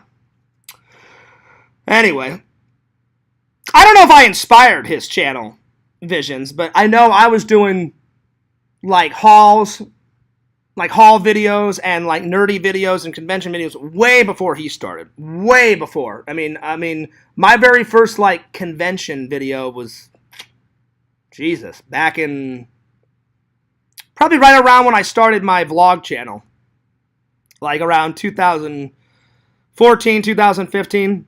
And there's a little bit of that shit on Fears Man, But most of the convention shit, now I put it on both channels, but back in the day, most of the convention shit was on Fears Vlogs. And I created it because people were getting confused. They're like, was this a vlog channel? Was it not a vlog? I was like, oh, Lord. I was like, all right. I'm like, here's the vlog channel. So now I've turned the vlog channel kind of into a podcast. I still do vlogs.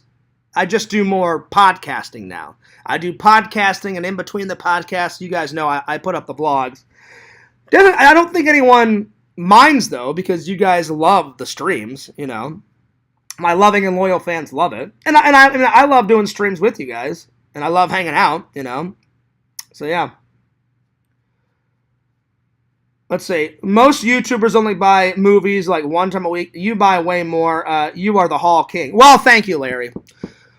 I need to stop being the Hall King, though, because the money sometimes, I'm like, oh, shit, I spent way too much. So I know for a fact I do at least a haul once a week. I know for a fact.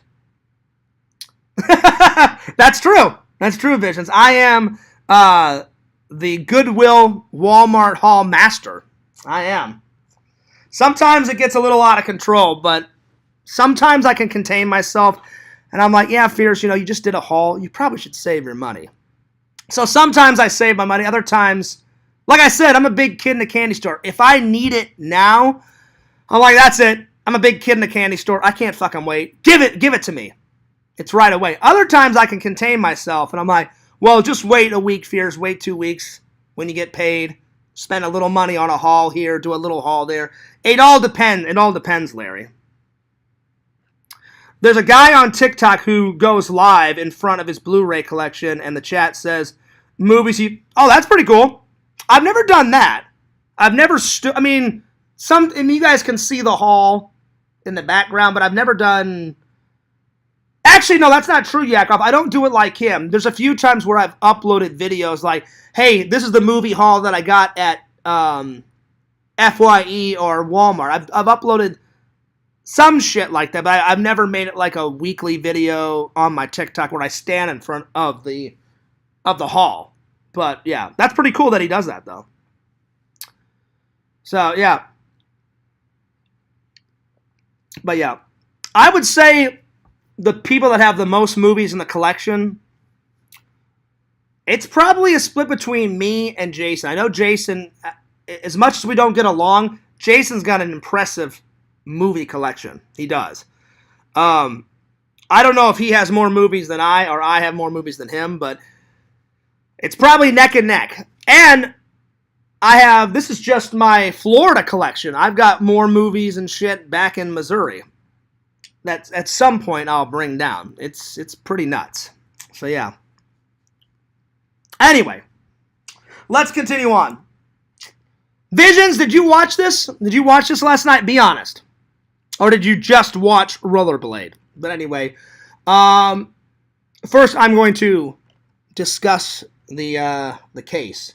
As always, we have the classic cover. This is pretty cool. On the back, Jason's body has disappeared. Dun, dun, dun. And then you open it up. Very cool. Comes with this. At some point, I'd like to get this. At some point, I would like to get this. Oh, you did watch it. Okay, Visions. I could have said, I'm like, well, Visions, even if you don't watch it, you know this movie off by heart because you love fucking Friday the 13th. So I was like, even if Visions doesn't watch it, I'm like, he can still add in his 2 cents. Very cool artwork.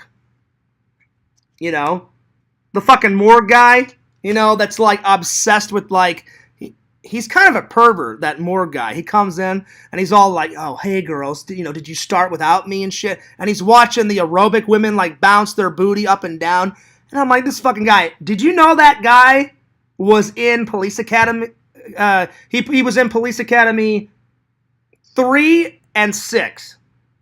Oh, and number 2. He played the nerdy guy that always would like bump into shit, Visions, and like make something catastrophic happen, Like he would drop his pencil and then he would pick it up and then another pencil would fall out of his like coat pocket and somebody would slip and fall on it. He was kind of the clumsy like nerdy guy. I don't remember the nerdy guy's name, but this guy right here played that guy in Police Academy 2, 3, and 6. So as soon as I saw him in part 4, I was like, oh, he must have did part 4 before he did all those Police Academy movies, or right around the same time. And then, let's see if there's any artwork on this side. No, there's no artwork on that side, so. Lots of bonus features, though. I watched all the bonus features last night, way before the film, because I've already seen the film like half a dozen times, so. Visions, you missed out on some good bonus features. So, yeah. Does online movies qualify? I would say so, Larry. Mm-hmm. You're also the sofa king. That's true, Yakov. Many a days, many a nights, Fears has napped on this sofa. Which I will take that. I'll take that title. I've stolen the king of the naps from Sega. Sega would always, but you know what Sega has got on me? I've never fallen asleep on camera. I've never done a sleep stream like Sega and Richie because I was like, that'll be the most boring shit ever. Why would I do a sleep stream? I've never done a 24-hour stream, so Sega's still got that on me, but as far as napping, I take a nap at least once or twice a day, at least. I always take a nap like right before work because I know it's going to be a long day at work. So yeah, at least once or twice. I sometimes take a nap before I start editing, or sometimes I take a nap before I start the stream, depending on how long the stream will be. So yeah. So cheers to that. So I do like that. Yeah, I do like that. But Sega's still the master at the sleep streams. He doesn't do them as often as he does, but him and Richie used to do that shit. Visions, this was way before your time. They used to do that shit all the time, man. And I would like tune in for about 5 or 6 minutes, and I'm like, okay, a sleep stream. Why am I watching this? Because it's just them sleeping on the couch. And I'm like, I don't know why the fans love this, but they love it. I never got into it. And I was like, I will never do a sleep stream. I've never done a sleep stream. I've never done that bullshit roasting stream that fucking Matt Man and all those other idiots did back in the day. I'm like, well, I'm not immature. Well, sometimes Fears is immature, but like in a funny way to make you guys laugh. I've never been immature like in an evil way, like Matt Man and Quentin and all those other fucking idiots. And they would, I'm going to roast somebody. And I'm like, oh, you guys are so much. Really? A fucking roast stream? I've never seen it where I've had to do one. Because I'm not that immature. I'm like, yeah, I don't really feel like roasting someone for, 3 hours? Oh, but Carrie, she roasted everyone back in the day. I'm sure, Visions, you've seen the legendary Carrie roast stream. Somebody in the community must have sent it to you. Oh, yeah. Carrie would do it. Richie would roast Carrie, and then Carrie would get pissed off, and Carrie would re-roast Richie, and then Richie would be like, oh, I'm fucking taking Matt Man down. Richie did a roast stream on Matt Man. Almost everybody did a roast stream on Matt Man. The only reason why I didn't do one, I was like, well, I don't have time for all this stupid bullshit. I'm like, I hate Matt Man. Enough said. I'm like, I'm not going to spend 3 hours on him, you know? Richie did. Oh, yeah. I think, doesn't Richie still do a sleep stream every once in a while? Yeah. I know Richie would. I think guys who like to whack off to, oh, Lord. Trick him into it. I don't know about any of that, Visions. You're asking the wrong person. And I wouldn't want to know, you know? I'm good on that. I'm fine. Oh, did he? I did not know that Tommy used to do sleep streams. Really? Let me confirm this. Let me call him. It's not that I don't believe you, Yakov, but I have to hear it from Tommy. Give me 1 second. Because I want to know why he would do this. Yo, Tinder Immortal, what's up? Good to see you. It's been a while. It's been a long while. Tommy NC 2010.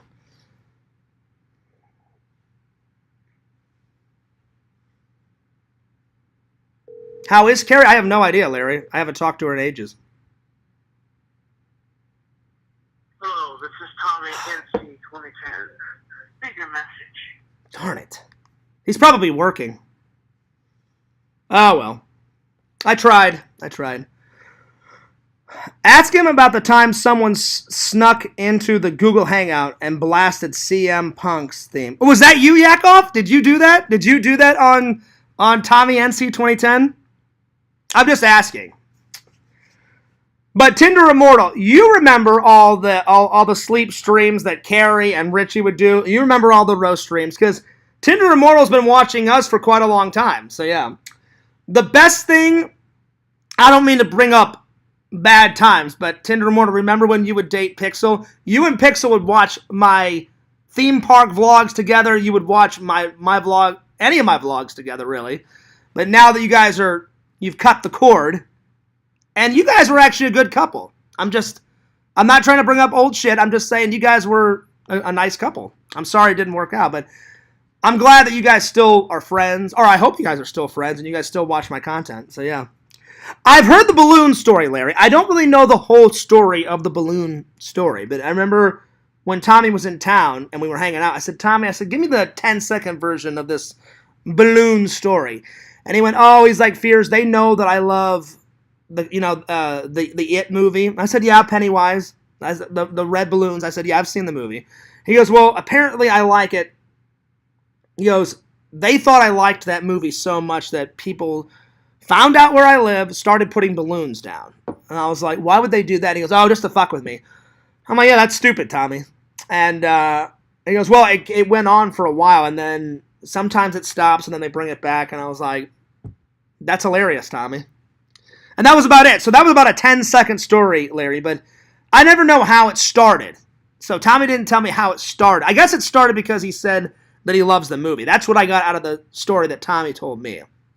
But in actuality, I don't know if that's what was the catalyst that started it, but there we are. So yeah. Anyway. But I would like to hear how it actually went down. So maybe one day I'll have Tommy on and be like, all right, Tommy, start from the top to now. How did this ordeal start, So maybe one day we will hear the whole entire story. Oh, did he? Oh, wow, Larry. Wow. He did not tell me that part. I did not know he called the police on the balloon people. Wow. Okay. Wow. Well, there it is. Over balloons? I don't know. Again, I've only heard little parts of the story, but yeah.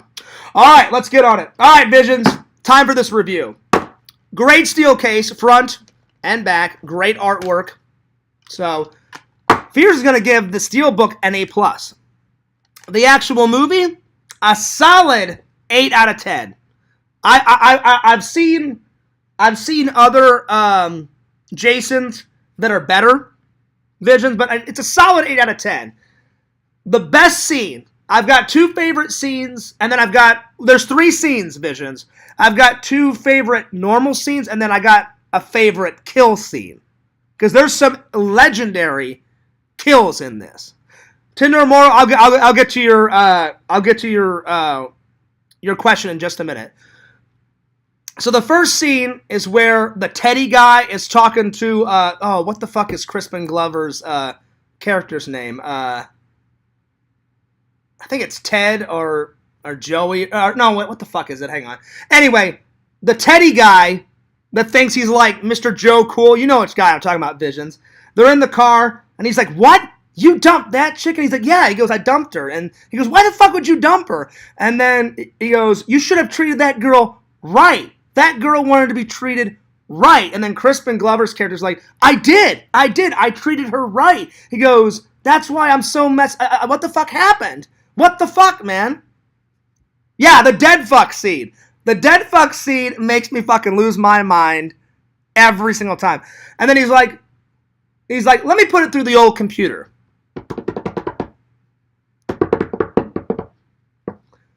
And then he's like, oh man.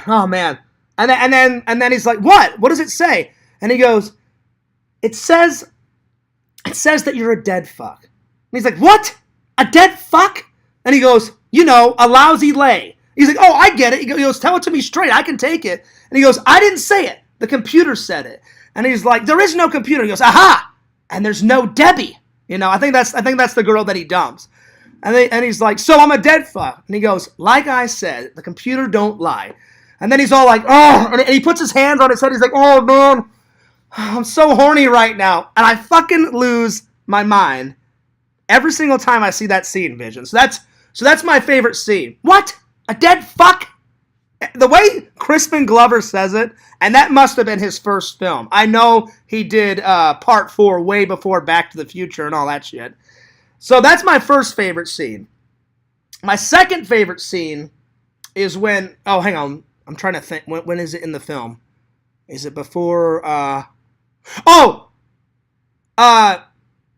my favorite death scene, I don't remember her name. It's the girl that gets jealous with the guy with the blue shirt on, with the red, 80s, super tall shorts. I don't even know how these people wore this shit in the fucking 80s. Like, my shorts, look at my shorts, right? My shorts go down to about to my knees. His shorts in the film are, right to here. I guess that's how they wore him in the fucking 80s. The guy with the glasses, though, Visions, his sexy girlfriend. She's like, yeah, whatever, screw you, Paul. And then she goes out. Why she would go swimming? Because the lake looks freezing. You can see like fog and shit on it. I'm like, that must have been so cold. She gets naked. And she's like, screw you, Paulie. And then like she goes in the water. And I don't know why, but there's a random inflatable boat, you know? I guess they left it in there. I have no idea.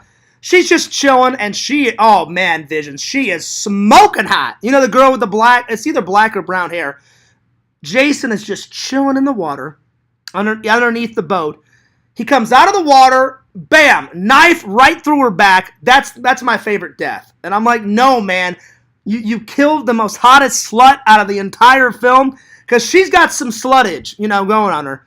Because there's even a scene where her best friend's like, you have a reputation, like you fuck everybody, da-da-da-da-da.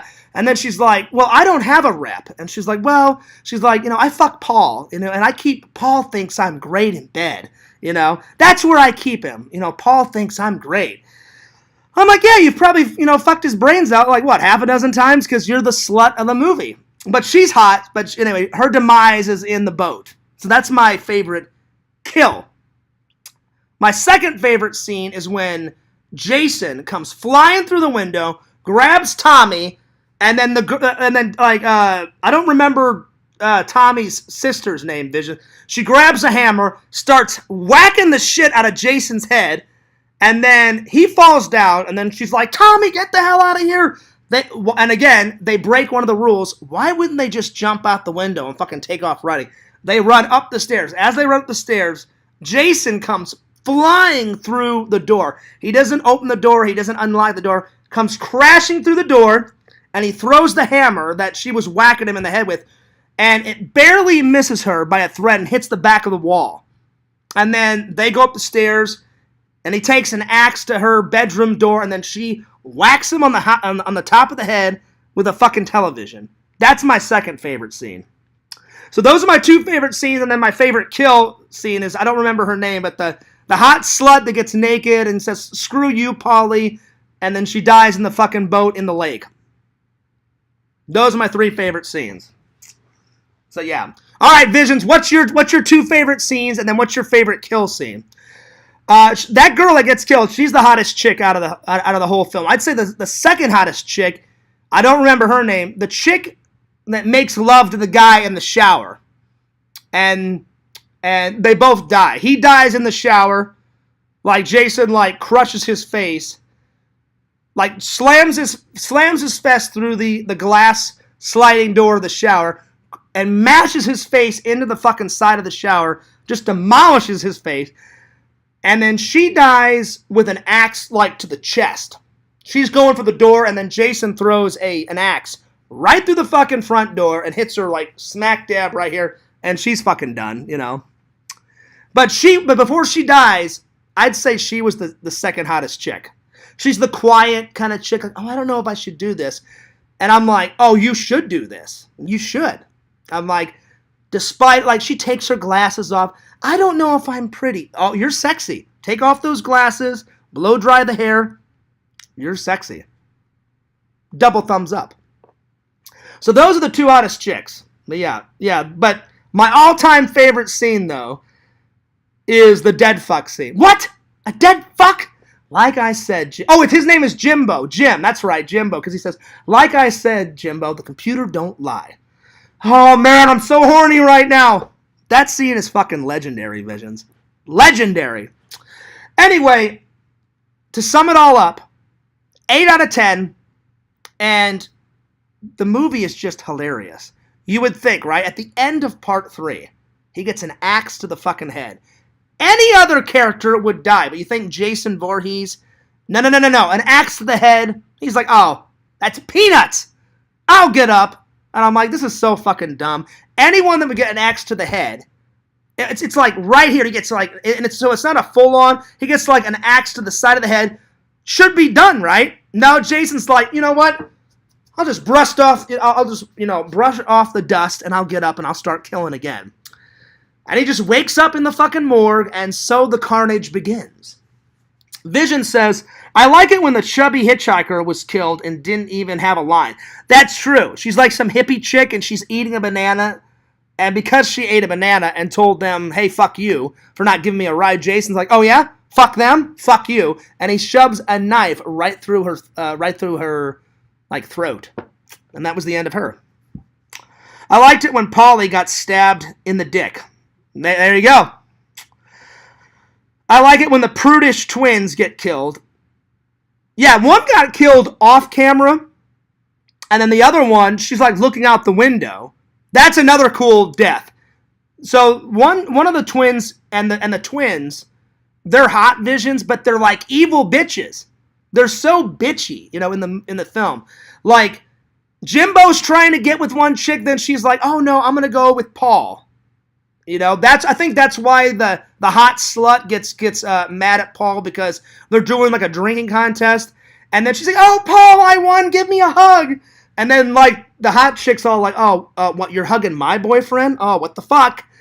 And then she's like, "You know what? I'm gonna go for a swim. I think it's getting a little too hot here." And then Paul's like, "I can't go through with this." And then Paul goes to find his lady, but by that time, Paul's lady is, she's done. She's decaying in the fucking boat. Well, he gets killed in the lake, too. Jason's just chilling, kills Paul. So there it is. But, yeah, one of the hot twins gets killed off camera. But the other twin, man, she gets killed, and then she gets killed, it's like a one-up, you know what I'm saying? She gets killed, flies out the window, fall like a good 10 seconds of air, lands on the car, bounces off the fucking top of the car, and then lands in the mud on the ground. I'm like, holy shit. That was nuts. Anyway, before I continue on, I'm going to answer Tinder Immortal's question. She said, what are your birthday plans? Well, so far, Tinder Immortal, I know for a fact I'm going to do a Halloween stream, like a big Halloween stream, and then after the Halloween stream, I'm going to watch a shitload of horror movies. So that's my Halloween plans. My birthday plans, it does land on a Saturday, my birthday. So I've contemplated two things. I haven't decided. It's going to be one of the two or both. I really would love to go to Galaxy's Edge because I've never got to experience that. So either me and Randy will go, or I thought about inviting LC and we'll go together. If nobody can go, then I'm going to go myself. And also, I thought about not only going to Galaxy's Edge, staying at one of the Disney resorts for like a weekend, like while I go. Depends on how much money I can work with. But that's what I've got so far. And then someone said, hey, Fierce, how great would it be when you did the stream? If I can find a ranch bottle costume, oh, you bet your ass I'm going to wear that on the stream. Yeah! The fucking ranch jokes, the fucking ranch memes. Listen, I don't care that the trolls... I embrace the ranch. I love the ranch. You will love the ranch. We'll embrace in the ranch. It is the ranch. It is the fucking ranch. You have to embrace it. You have to sell it. You have to love it. And I love ranch on my salads. This is no, this is not a new thing that I'm, portraying on you guys. You guys have known this for years. So, yeah. Also, I'm opening a P.O. Box, Tinder Immortal, at the end of September. So, it'll be open before my birthday. So, if anyone sends me any birthday gifts, because my birthday is the 28th of October, I will open them up on camera. If anyone sends me any Christmas gifts from the P.O. Box, I will wrap them and I will put them underneath the tree. And do an even bigger opening. So there it is. So, yep. Let's see. So that's so far. Because I've been telling you guys for the last 4 years, I have been dying to go to Galaxy's Edge. Every time I wanted to go, it was either, I know sometimes like Disney closes. Like you have to look on their website, Tinder Immortal. They've got these blackout days where only cast members can come because they call all their workers cast members. And for all the blackout dates, the general public can't come. Every time I've tried to go to Galaxy's Edge, which I've tried 3 times in the last 4 years, it's been a blackout date. I'm like, fuck. I'm like, this is the only day I can go. So hopefully there'll be a day either around my birthday or hell, if I can't go on my birthday, then I'll go like the first week in November. Something like that, It'll be around my birthday, That's the kind of the plan. So, but I'm doing the Halloween stream for sure on Halloween, and it's going to be a long-ass stream, so get ready, Visions. Everybody, make yourself some coffee, make yourself some popcorn. If I can't find the ranch costume, hopefully, if I can't find it, someone can send it to me in the P.O. box, but I'm going to try and find it myself so you guys don't have to send that, because really, I just want people to send me fan letters, and I'll read the fan letters, but I'm sure I've got amazing fans. I'm sure people are going to send more than fan letters when my P.O. box is open. So either I'll find it, or if I can't find it, then I'll come up with something. I'll wear something for the Halloween stream. But Tinder Immortal, that's the Halloween plans and that's the birthday plans. So far, if I think of anything more epic than that, then I'll let you guys know. All right. Vision says, I also thought it was cool when Jason rips down Crispin Glover's body. Yeah, that one, he was like pinned up like Jesus, like he crucified him. He had his hands like nailed to like you open the door and inside the doorway, Visions, he had him like that, and Crispin was like that. But his death is even funny. Hey, Ted, where's that fancy corkscrew? For the wine bottle? Ted, hey, Ted, where's the goddamn corkscrew? Goong, the fucking corkscrew goes into his fucking hand.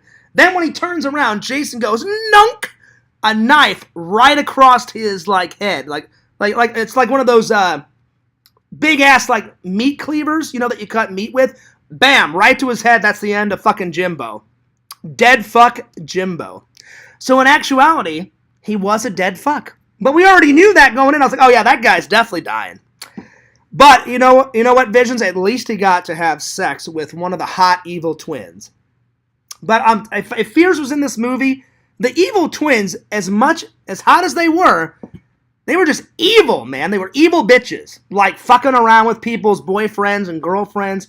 And then she looks over her twin and she's all like this, telling her to take Jimbo up the stairs.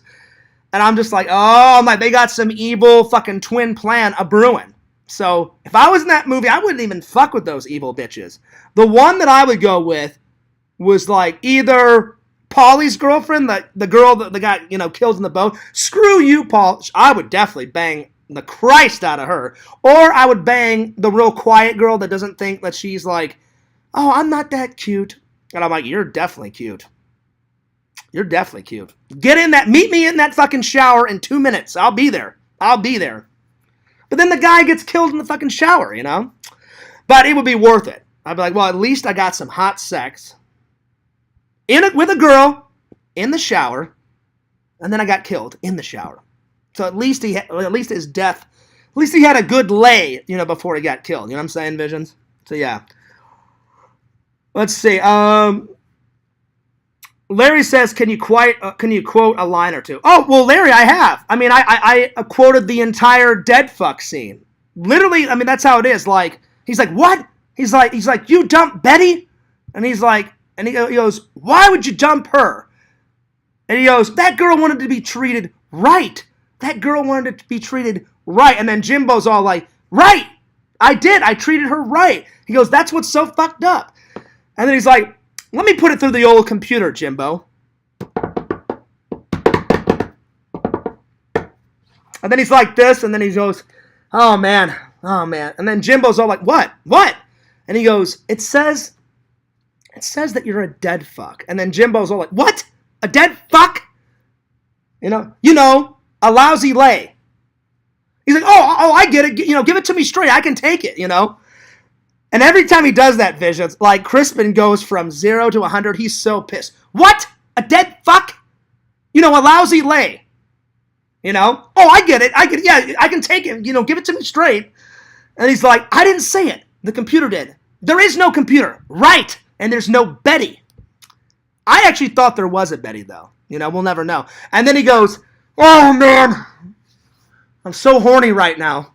Which is one of the most hilarious lines. Because after all that dead fuck shit, Visions, at least he admits it. I'm like, well, at least he admitted it. He is horny.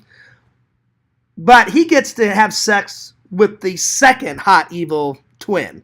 But again, I wouldn't even fuck with those evil twins because literally they got like some master fucking plan of brewing, you know what I'm saying? I'm just like, oh wow. They're fucking with people's girlfriends, fucking people with I'm just like, it's all over the place, you know what I'm saying? Let's see. The hunter getting murdered while screaming, "He's killing me," was fun too. Yeah, he screams that, and then he tells the girl, he's like, "Get the hell out of here! Save yourself!" And I'm like, man, this guy is getting tore up in the basement by Jason. So yeah, so that was a funny death. And he even admitted it. He's killing me. Why the fuck would you even say that? Yeah, we see it. I've got eyes. I can see that he's killing you in a basement. Again, they break one of the best horror movie rules. Why the fuck are you even in the basement to begin with? These people, Visions, are so fucking dumb. The lights are out. They know the killer's around.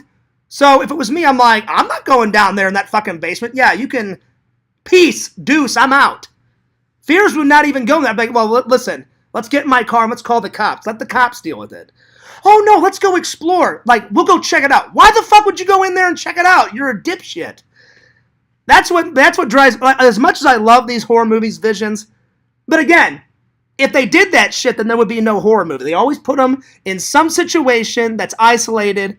The cops can it's either both. It's one or the other, or it's both. The cops never help them, or if they do help them, they make the cops dumb as hell, and then they save them at the last waking fucking moment. They always fall down half a dozen times, crawling through the fucking mud. Oh, please, God, help me! You know, I'm like, you know, you've got legs. You can get up and run. No, I can't. I have to crawl for about a mile through the fucking mud and water. Hilarious, you know? Anyway. It's funny. Yeah, 2 people are thrown out of windows and the dog jumps out. Exactly, in slow motion. Yeah, the kill scenes, super slow-mo. But man, whoever that stunt double was, Visions, I give them props. She looks out the window because she hears something, and that's one of the evil twins. So I know it wasn't the actual actress. They must have just dressed it up, a stunt woman or a stunt guy with a wig or something. And she looks out the window, sees nothing, and then she turns back. And as she turns back, Jason comes crashing through the window, grabs her by the back of the neck and goes, goom, and launches her out the fucking window. 10 seconds of air, comes down, bounces off the fucking top of their station wagon, and she bounces off like a bouncy ball and goes da-da-da-da-da-da-da, and lands in the fucking mud. Instant death. You know, that's the end of the evil twin bitch. And I'm just like, well, you deserve that because you're an evil bitch. But also, that's one of the best kills. But my favorite kill is the hot slut in the boat. Yeah, screw you, Paulie. I'm like, Paul doesn't care. He's macking on the other chick, but then he's got like a conscience. He goes, I can't go through this. I gotta go. I gotta go. You know, find my hot, sexy girlfriend. Well, by that time, she's over. She's done. I'm like, too bad, so sad, Paul. You had your chance. Again, Paul's an idiot, Visions. I'm like, his girlfriend is in my eyes, in my point of view, Paulie's girlfriend is even 10 times sexier than the hot evil twins. The hot evil twins, they are sexy. But Paul's girlfriend is 20 times more sexier, at least in Fierce's eyes. I'm like, Paul, you're an idiot. Why would you leave her for that? Anyway. Fierce, you should start doing movie quotes on all your reviews. You're so good at it. Well, thanks, buddy. It's only, I mean, I watch movies so much. I mean, I have a gift of memorizing. I mean, I could quote hours of Ghostbuster lingo, and because I've watched that movie at least over 100 times. If I haven't seen the movie in a while, it takes me a minute. I'm like, I know the scene. They trip down the yellow brick road. They do this, they do that. And if I haven't seen the movie in a while, then I'm like, oh, it'll take me a minute to memorize the dialogue. But usually 10 times out of 12, I can, if someone names a scene, I can get the lingo either all the way or pretty damn close. But yeah, it just comes naturally to me. Anytime I've ever been in a play, Larry, people are always like, oh man, I have so much trouble. Like, it's so hard memorizing my lines. I'm like, really? I'm like, I've never had a problem memorizing lines. And I've done a lot of plays. I did a lot of plays in church, a lot of plays in middle school and high school.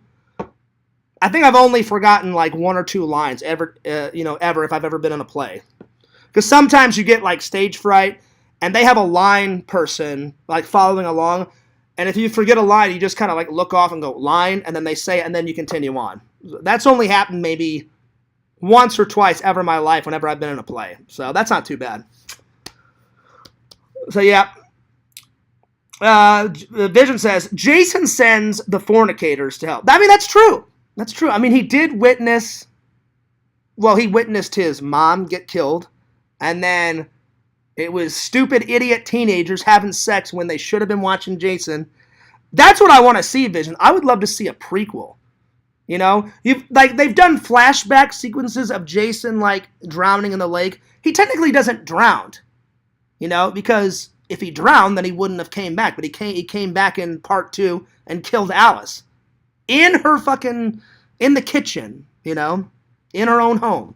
So he almost drowns. If you want to get technical, that's how it is, you know. But I would love to see a prequel of like how Camp Crystal Lake was all nice.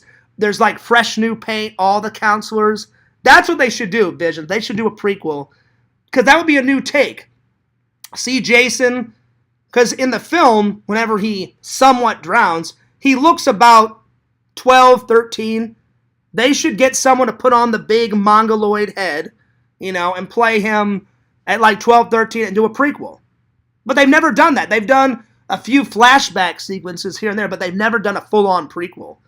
They should have like like someone look like Betsy Palmer and play Mrs. Voorhees, because in the story she said, I was the camp cook, I was cooking that day, and they should have been watching Jason every minute, and instead they were making love, and then I came out, and then, you know, and then I found, you know, my little boy half dead. They need to make that prequel, Visions. How great would that prequel be? Put a 1 in the chat if you guys think that would be a great movie. They've only done flashbacks. They've never done a full prequel. They need to do it. They need to do it. Will they ever do it? I hope so. I hope so. What up, Eddie? Good to see you. Anyway, so Visions, everybody else, what would you give part 4? 1 through 10 Visions, 1 being the worst film, 10 being the best. What do you think? I gave it a solid 8 out of 10. My favorite Jason is when is the part 3 when he actually gets the hockey mask. That's probably my favorite. I mean, I do like the first one too, because Jason's not even the killer in the first one. It's Mrs. Voorhees with her hilarious green and black van. Always, you never see her until the very end, and she pulls up in her fucking Jeep. Not van. Her green and white Jeep. Excuse me. So, but my favorite movie that Jason's in is definitely part 3. If I had to pick a second one, probably when he goes to Manhattan and kills people in New York and shit, because it's so hilarious and so far-fetched. What? He left Camp Crystal Lake? Oh my God. Because usually he's always killing people around Camp Crystal Lake, in Camp Crystal Lake, on the outskirts of the camp, you know? I think that's only the only time he ever left was in part 8 when he goes to, when he kills people on the cruise ship and the cruise ship takes him to fucking Manhattan and shit. Hell yeah. Part 8. You see, like, Jason in Times Square and shit. And the best scene out of that, Vision, is when those punk rocker guys is like, yo, you're dead meat, slime ball. And then Jason's like, oh, fuck you guys. And he turns around. But he doesn't say fuck you, but he gives off that presence of like, oh, fuck you. Turns around, lifts up his mask, and then like the punk rocker guys with like they have their switchblades out. They're like, yo, man, it's cool. It's cool, man. It's cool. And then Jason, like a badass, just puts his mask back down on his face, turns around, and exits stage right. I'm like, yeah, that's right. Don't fuck with Jason.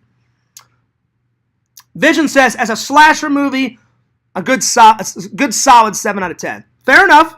I gave it an 8 out of 10. Pretty good, buddy. Again, it's not my favorite Jason Voorhees movie, but it's definitely a good one. Definitely a good one.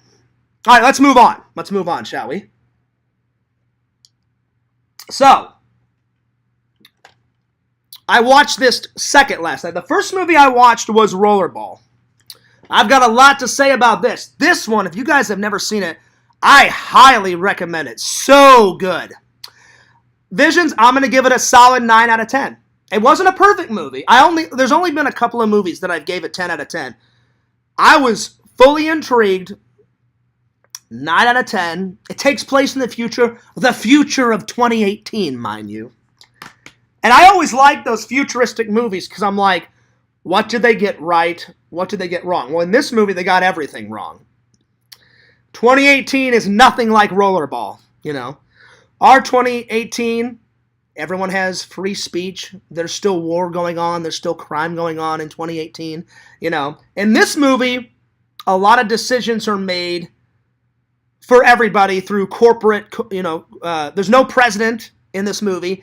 Corporations, like, run everything. They even say who you can date and who you cannot date. There's no crime. There's no war. You know, the only thing that people have to take out aggression is rollerball. So, yeah. So, I'm so glad that their future is not our future. So, but it's always funny. It's always funny to see how well they get the future or how they don't get the future. But it is a good movie. And it's basically about this guy named Jonathan. And he's like the ultimate like rollerball champion. And they said, well, you're so good, Jonathan, you're going to have to retire. And he's like, I'm not fucking retiring. He goes, I love this game. And they're like, no, you are retiring. And he's like, bullshit. I'm not retiring. Fuck that noise. And because of his actions, they even take away his wife. And they give him like some hot chicks and stuff.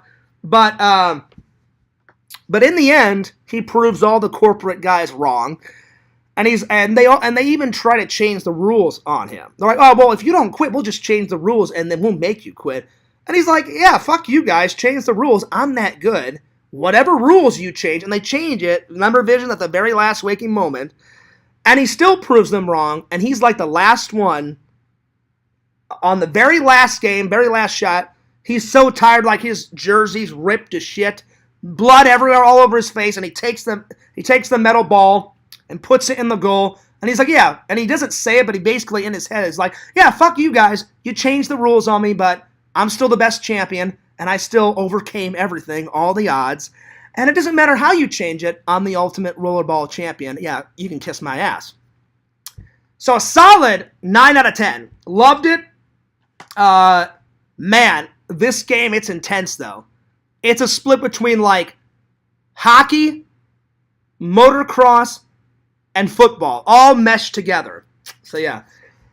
My favorite scene, I have two favorite scenes, Visions and everybody else. One of them is the ending, like where he beats everybody up and he's so damn tired and he puts the ball. That's probably my favorite scene. The ending scene. That I mean, it was amazingly shot. I know amazingly isn't a word, but it was an epic way on how they did the ending shot. That's probably my first favorite scene. My second favorite scene is probably when he knows, well, there's no decision making. He goes to that party, Visions, and everyone is like watching all of his highlights on the television, and they're so intrigued, and even the corporate executives are there, and they pre-made this like highlight reel, and it's supposed to be like his retirement party, and he's just looking around like, wow, these corporations have really fucked with our minds. He goes, they tell us what to eat, how to sleep, where to go, what to do. They're even telling me who to date, who to have sex with, and he just basically is like, oh, the hell with this. And he tries to go to the library, a couple scenes later, to try to get some information, and the computer tells him negative. Like he asks the computer, and he's all like, how are corporate decisions made? Why do they make them? How do they make them? Who decides on what? And the computer's like, negative, false. Can't give you that information. And then he's basically like, well, what the hell? I'm like, well, can't I make my own decisions? And he basically starts to make his own decisions. He's like, well, if you won't give me the answers, well, then the hell with this. I'll just make my own fucking decisions, But that's probably my second favorite scene, Visions, where it starts with the party and then goes into him at the big ass library with the central computer. So those are my two favorite scenes. It's very, like, the way they shot it, the movie, to me, was way ahead of its time. James did an amazing performance. I will say this, Visions. I like his performance more in Misery. But he did still do an amazing performance in Rollerball. So it was definitely a good find. Definitely a good find. Someone told me about this, and they're like, Fears, you'll love it. This movie's right up your fucking alley. And I told my friend, I was like, why is it so epic? It goes, Fears, you know how you love those futuristic movies? And I said, well, I like them because I like to see how well they got the future right and how well run they did. Like in Back to the Future, some things they got right in Back to the Future too. Other times they got it horribly wrong. Like the flat screen. I had never seen a flat screen TV until I saw Back to the Future. And then they got real popular. You know what I'm saying? Then they did people all the time now do conference calling. And this is kind of a conference calling. But businesses started doing that because of Back to the Future. Now they've got somewhat of a hoverboard. It's not a hoverboard like how they portray it in the film, but if you write in hoverboard on YouTube, people are trying to get that going. Like I've seen them where it's a board where they stand on it, and there's a big ass cable connected into the wall, and it can hover for a couple of seconds. Some of them have got wheels on them. So it's like a hoverboard, but not really a hoverboard. It's kind of like a hoverboard, but... So yeah, so I took my friend's suggestion, and I was like, well, if I find it, I said, I like to find them out in the wild, like those gems. That's why I get real excited, because I'm like, oh shit, there's that movie that my friend told me about. I found it at FYE. Again, I'll use Etsy or eBay or Amazon if I've been looking for a movie and I can't find it. Like Visions, I think in a couple of weeks I'm just gonna just order The Hunted, because that's the first thing I went into FYE last Saturday. I was like, all right, I'm looking for 2 movies. I said, my friend told me about, oh hey Fears, you watched Gate 1, you gotta watch Gate 2, it's fucking hilarious. Vision suggested that. They're like, no, we don't carry Gate 2, and they said, at least not yet, but write it down and we'll try to order it. So I wrote it down and said, let me know the minute you get Gate 2. And then they're like, all right, what's the other one, Fears? And I was like, do you have a movie called The Hunted? It's my buddy's favorite movie, and it was my buddy's dad's favorite movie. And they said, you got to watch it, Fears. I wrote you Visions. They were like, oh no. They're like, we haven't had that one for a while. And I've been looking for that one for a while. So if I can't find it in a couple of weeks, I'm just going to fucking order it online and then watch it. Because when I saw the trailer, I was like, Vision's dad had some good choices in movies. I loved the trailer. I thought it was great. It's got Tommy Lee in it. It's got that other guy. I always forget his name. The guy that played in the remake of Wolfman. Looked fucking great. I can't wait to watch it. So yeah. Vision said they kind of got the flat screen TV right, and corporations are still in charge. Yeah, that's true. A lot of corporations are real big. They're not as in charge as they were in the film, but a lot of corporations today make big decisions. Thank God they don't tell us like, oh, you can't read this book. Oh, you can't date that person. I mean, it was like in the movie Visions, there was like no president. They were like, hey, fuck the president. We're in charge. In the movie, they were in charge of everything. They're like, you do what we say. You have to eat this. You have to sleep when we tell you. Even the clothes they wore, it had like their little corporation logo on all of James's clothes, like his character. I was like, that would suck. I'm like, I like to wear what I like. I don't mind working for your company, but don't tell me who I can and can't have sex with, or who I can date and cannot date. I'll pick out the clothes. I'm fine. No, you can't wear that hat, Fears. Why not? I can wear it if I want to. Get the hell out of here. I'll wear whatever I want. So, in that aspect, Visions, I was like, oh God, that future would suck. Like, in the movie, they were in charge of everything. Like, even like, they even told the main actor, listen, you need a vacation. Go. No excuse. Go right now. And he's like, I'm fine. And they're like, no, go to your ranch. Take a few days off. We're telling you, go. And he was so brainwashed, he was like, all right, I'll take a vacation. I was like, oh, God, that future would suck. Like, majorly. You know what I'm saying? But as a movie, I was intrigued. I was fully in. I was like, this movie's really good. I thoroughly enjoyed it. 9 out of 10. 9 out of 10. So, if you've never watched it, it's a good one. Watch it. I highly suggest it. It's pretty good. Total 80s movie. Pretty good stuff. All right, Visions, give your rating. What do you think? I gave it a 9 out of 10. What do you think? What's up, Joy Boy? Have you ever had a Crohn's attack at a pool? I've never... If you're asking if I've ever went to the bathroom in the pool, Joy Boy, no, I've never had a Crohn's attack where I've like crapped in a pool. But sometimes when I go swimming, my stomach has hurt, and the minute my stomach started hurting, I was like, oh shit, this may be a Crohn's attack. I've gotten out of the pool and I've went home. So kind of, but not really. So not the part where what you were asking about. I've never had a Crohn's dump in the pool, thank God, because that would be totally embarrassing. But I have had stomach cramps before, because that's part of Crohn's, in the pool. And I've been like, oh man, my stomach started to hurt. Yeah, probably not a good idea. I probably should get out of the pool right now. So there it is. So not too bad. So yeah. Anyway.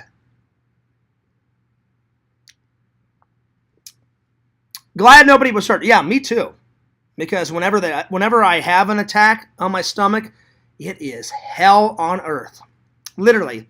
It's like the devil saying, hey, Fierce, guess what? Good news. Good news, sport. I'm going to kill your stomach. Really? Oh, thanks so much. Cheers for that, you know? So it sucks. Having Crohn's attacks suck. They're bad. Very bad. Anyway. All right, Visions. What would you give the rating? Rollerball? I thought it was good. I enjoyed it. Tonight, I'm going to watch. These are the two that I've selected. So everybody tonight, watch Superman 3 and The Dead Don't Die. Watch these, and I'm going to be reviewing both of these tomorrow. So yeah, that's the ones that we're doing tonight. Well, I hope you guys enjoyed the stream. And we've been going for quite a while. 2 hours and 11 minutes. I didn't even know we were going for that long. I thought it only had been an hour. So, Fears has got a skedaddle. Vision said a 6 out of 10. All right, so why a 6 out of 10, Vision, before I go? I'm just curious. Was it because you had to pause it so many times, or you didn't like the story? Why a 6 out of 10? Just curious. But yeah, I'm glad you finally finished it. But again, it's important that your girlfriend talk to her grandparents. I hope her grandparents are doing well. Again, I hope you're feeling better too, buddy. Or I'm glad you're feeling better. Because after surgery, man, pain, it sucks. Surgery pain is the worst. So yeah. Let's see. 7.5 out of 10 stream because I like floats. Well, there you go. Eddie gave it a 10 out of 10. Well, there you go, Eddie. But I'm just curious, why a 6 out of 10, Visions?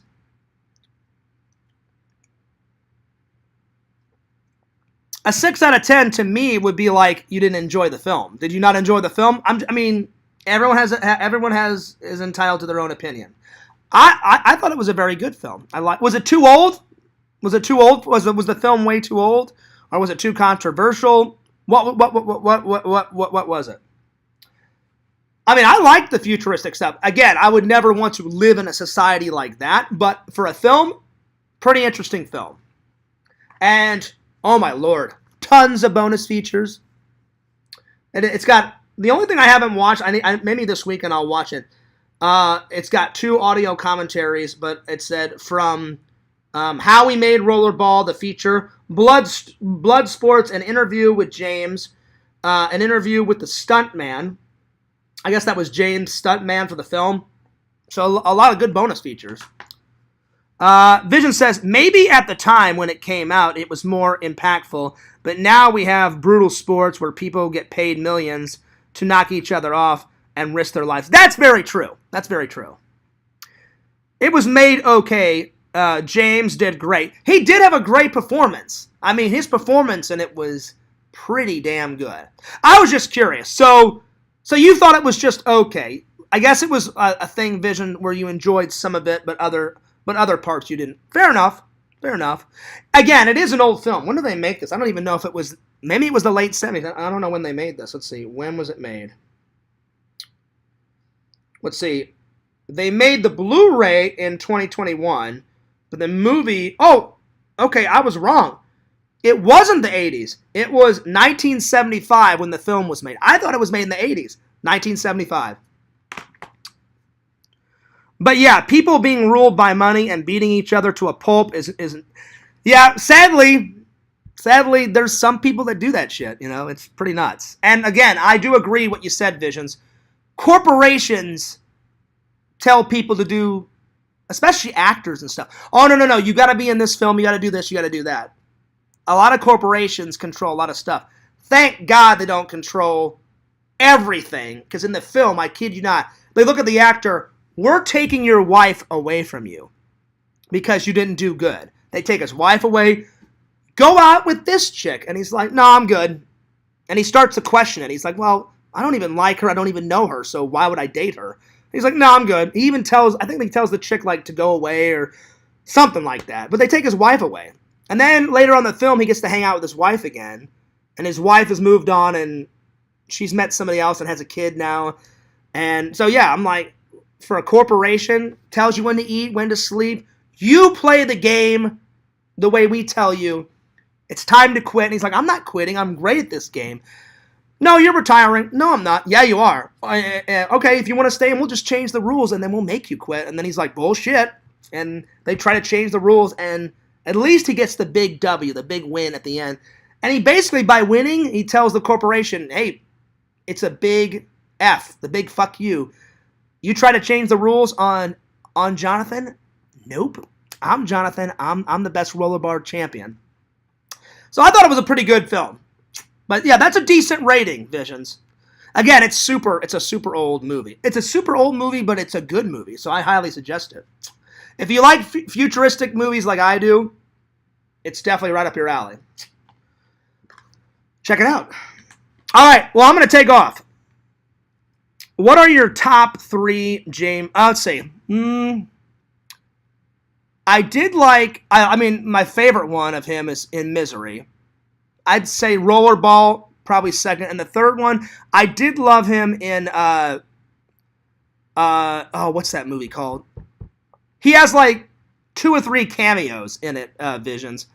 It's where that wrestler played Santa Claus, and he was like an evil Santa Claus, and James is in the movie like in the beginning, and he has like 3 or 4 cameos at the beginning of the film, and he did a great job in that.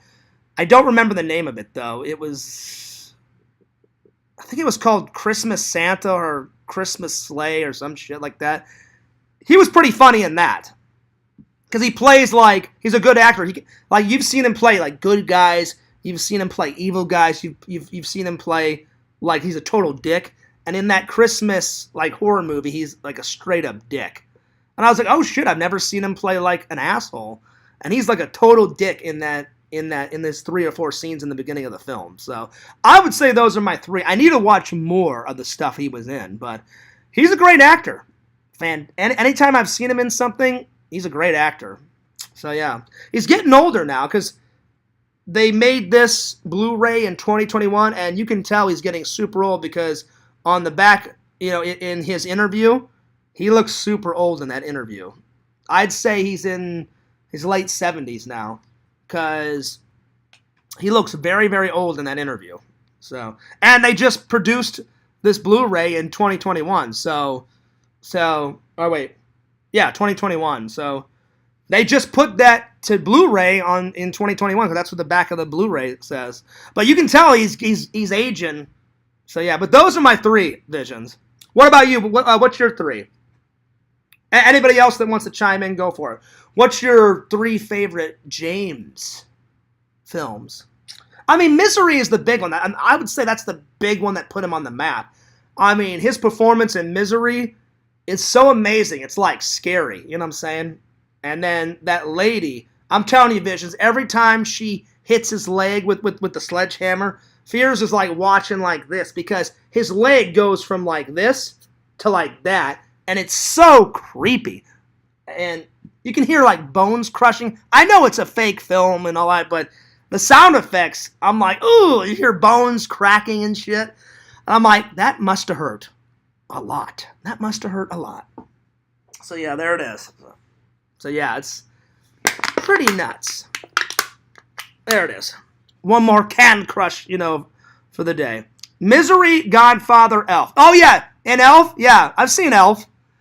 you know? And he's like, you bet. He's like, he goes, come with me, and we can do this doctor visit. He goes, and then we can eat sugar plums and go dancing and whatever you want, you know? That one's pretty funny. So yeah, I forgot that he was in that Visions, but yeah, he's in that. Elf is a pretty funny movie, you know. I'm surprised you said Elf because, you know, you don't really like Christmas and stuff, but I know you like Christmas movies. But yeah. And you know what? I've seen bits and pieces of The Godfather. I need to sit down and watch Godfather 1, 2, and 3. I've never watched it all the way through, but I know he's in there somewhere. But again, I couldn't tell you what scene because it's been a long time, and I've only seen, like I said, bits and pieces of The Godfather. I know they're classics. I don't even have them in the collection. I need to get them into the collection. So yeah. Well, with that, I'm tuning off. We've been going for about 2 hours. But don't forget to like, comment, subscribe to Fears Man 26, the main channel. Subscribe to Fears Vlogs. Streaming, vlogs, podcasts, going nuts as always. Follow my buddy Randy, Cameo Man 2021, and the Mayor of Magic, his second channel. Follow Lord Pixel. Pixel will be back probably in a couple weeks. I think he's suffered enough. You know, I think I've made my point. So, he'll be back soon. All right. And last but certainly not least, give my friend Visions some props. Go to www.exhumevisions.com and buy some cool shit. Because Visions makes some pretty cool shit. All right. With that, I'm taking off. Peace. Deuces. I'll see you later.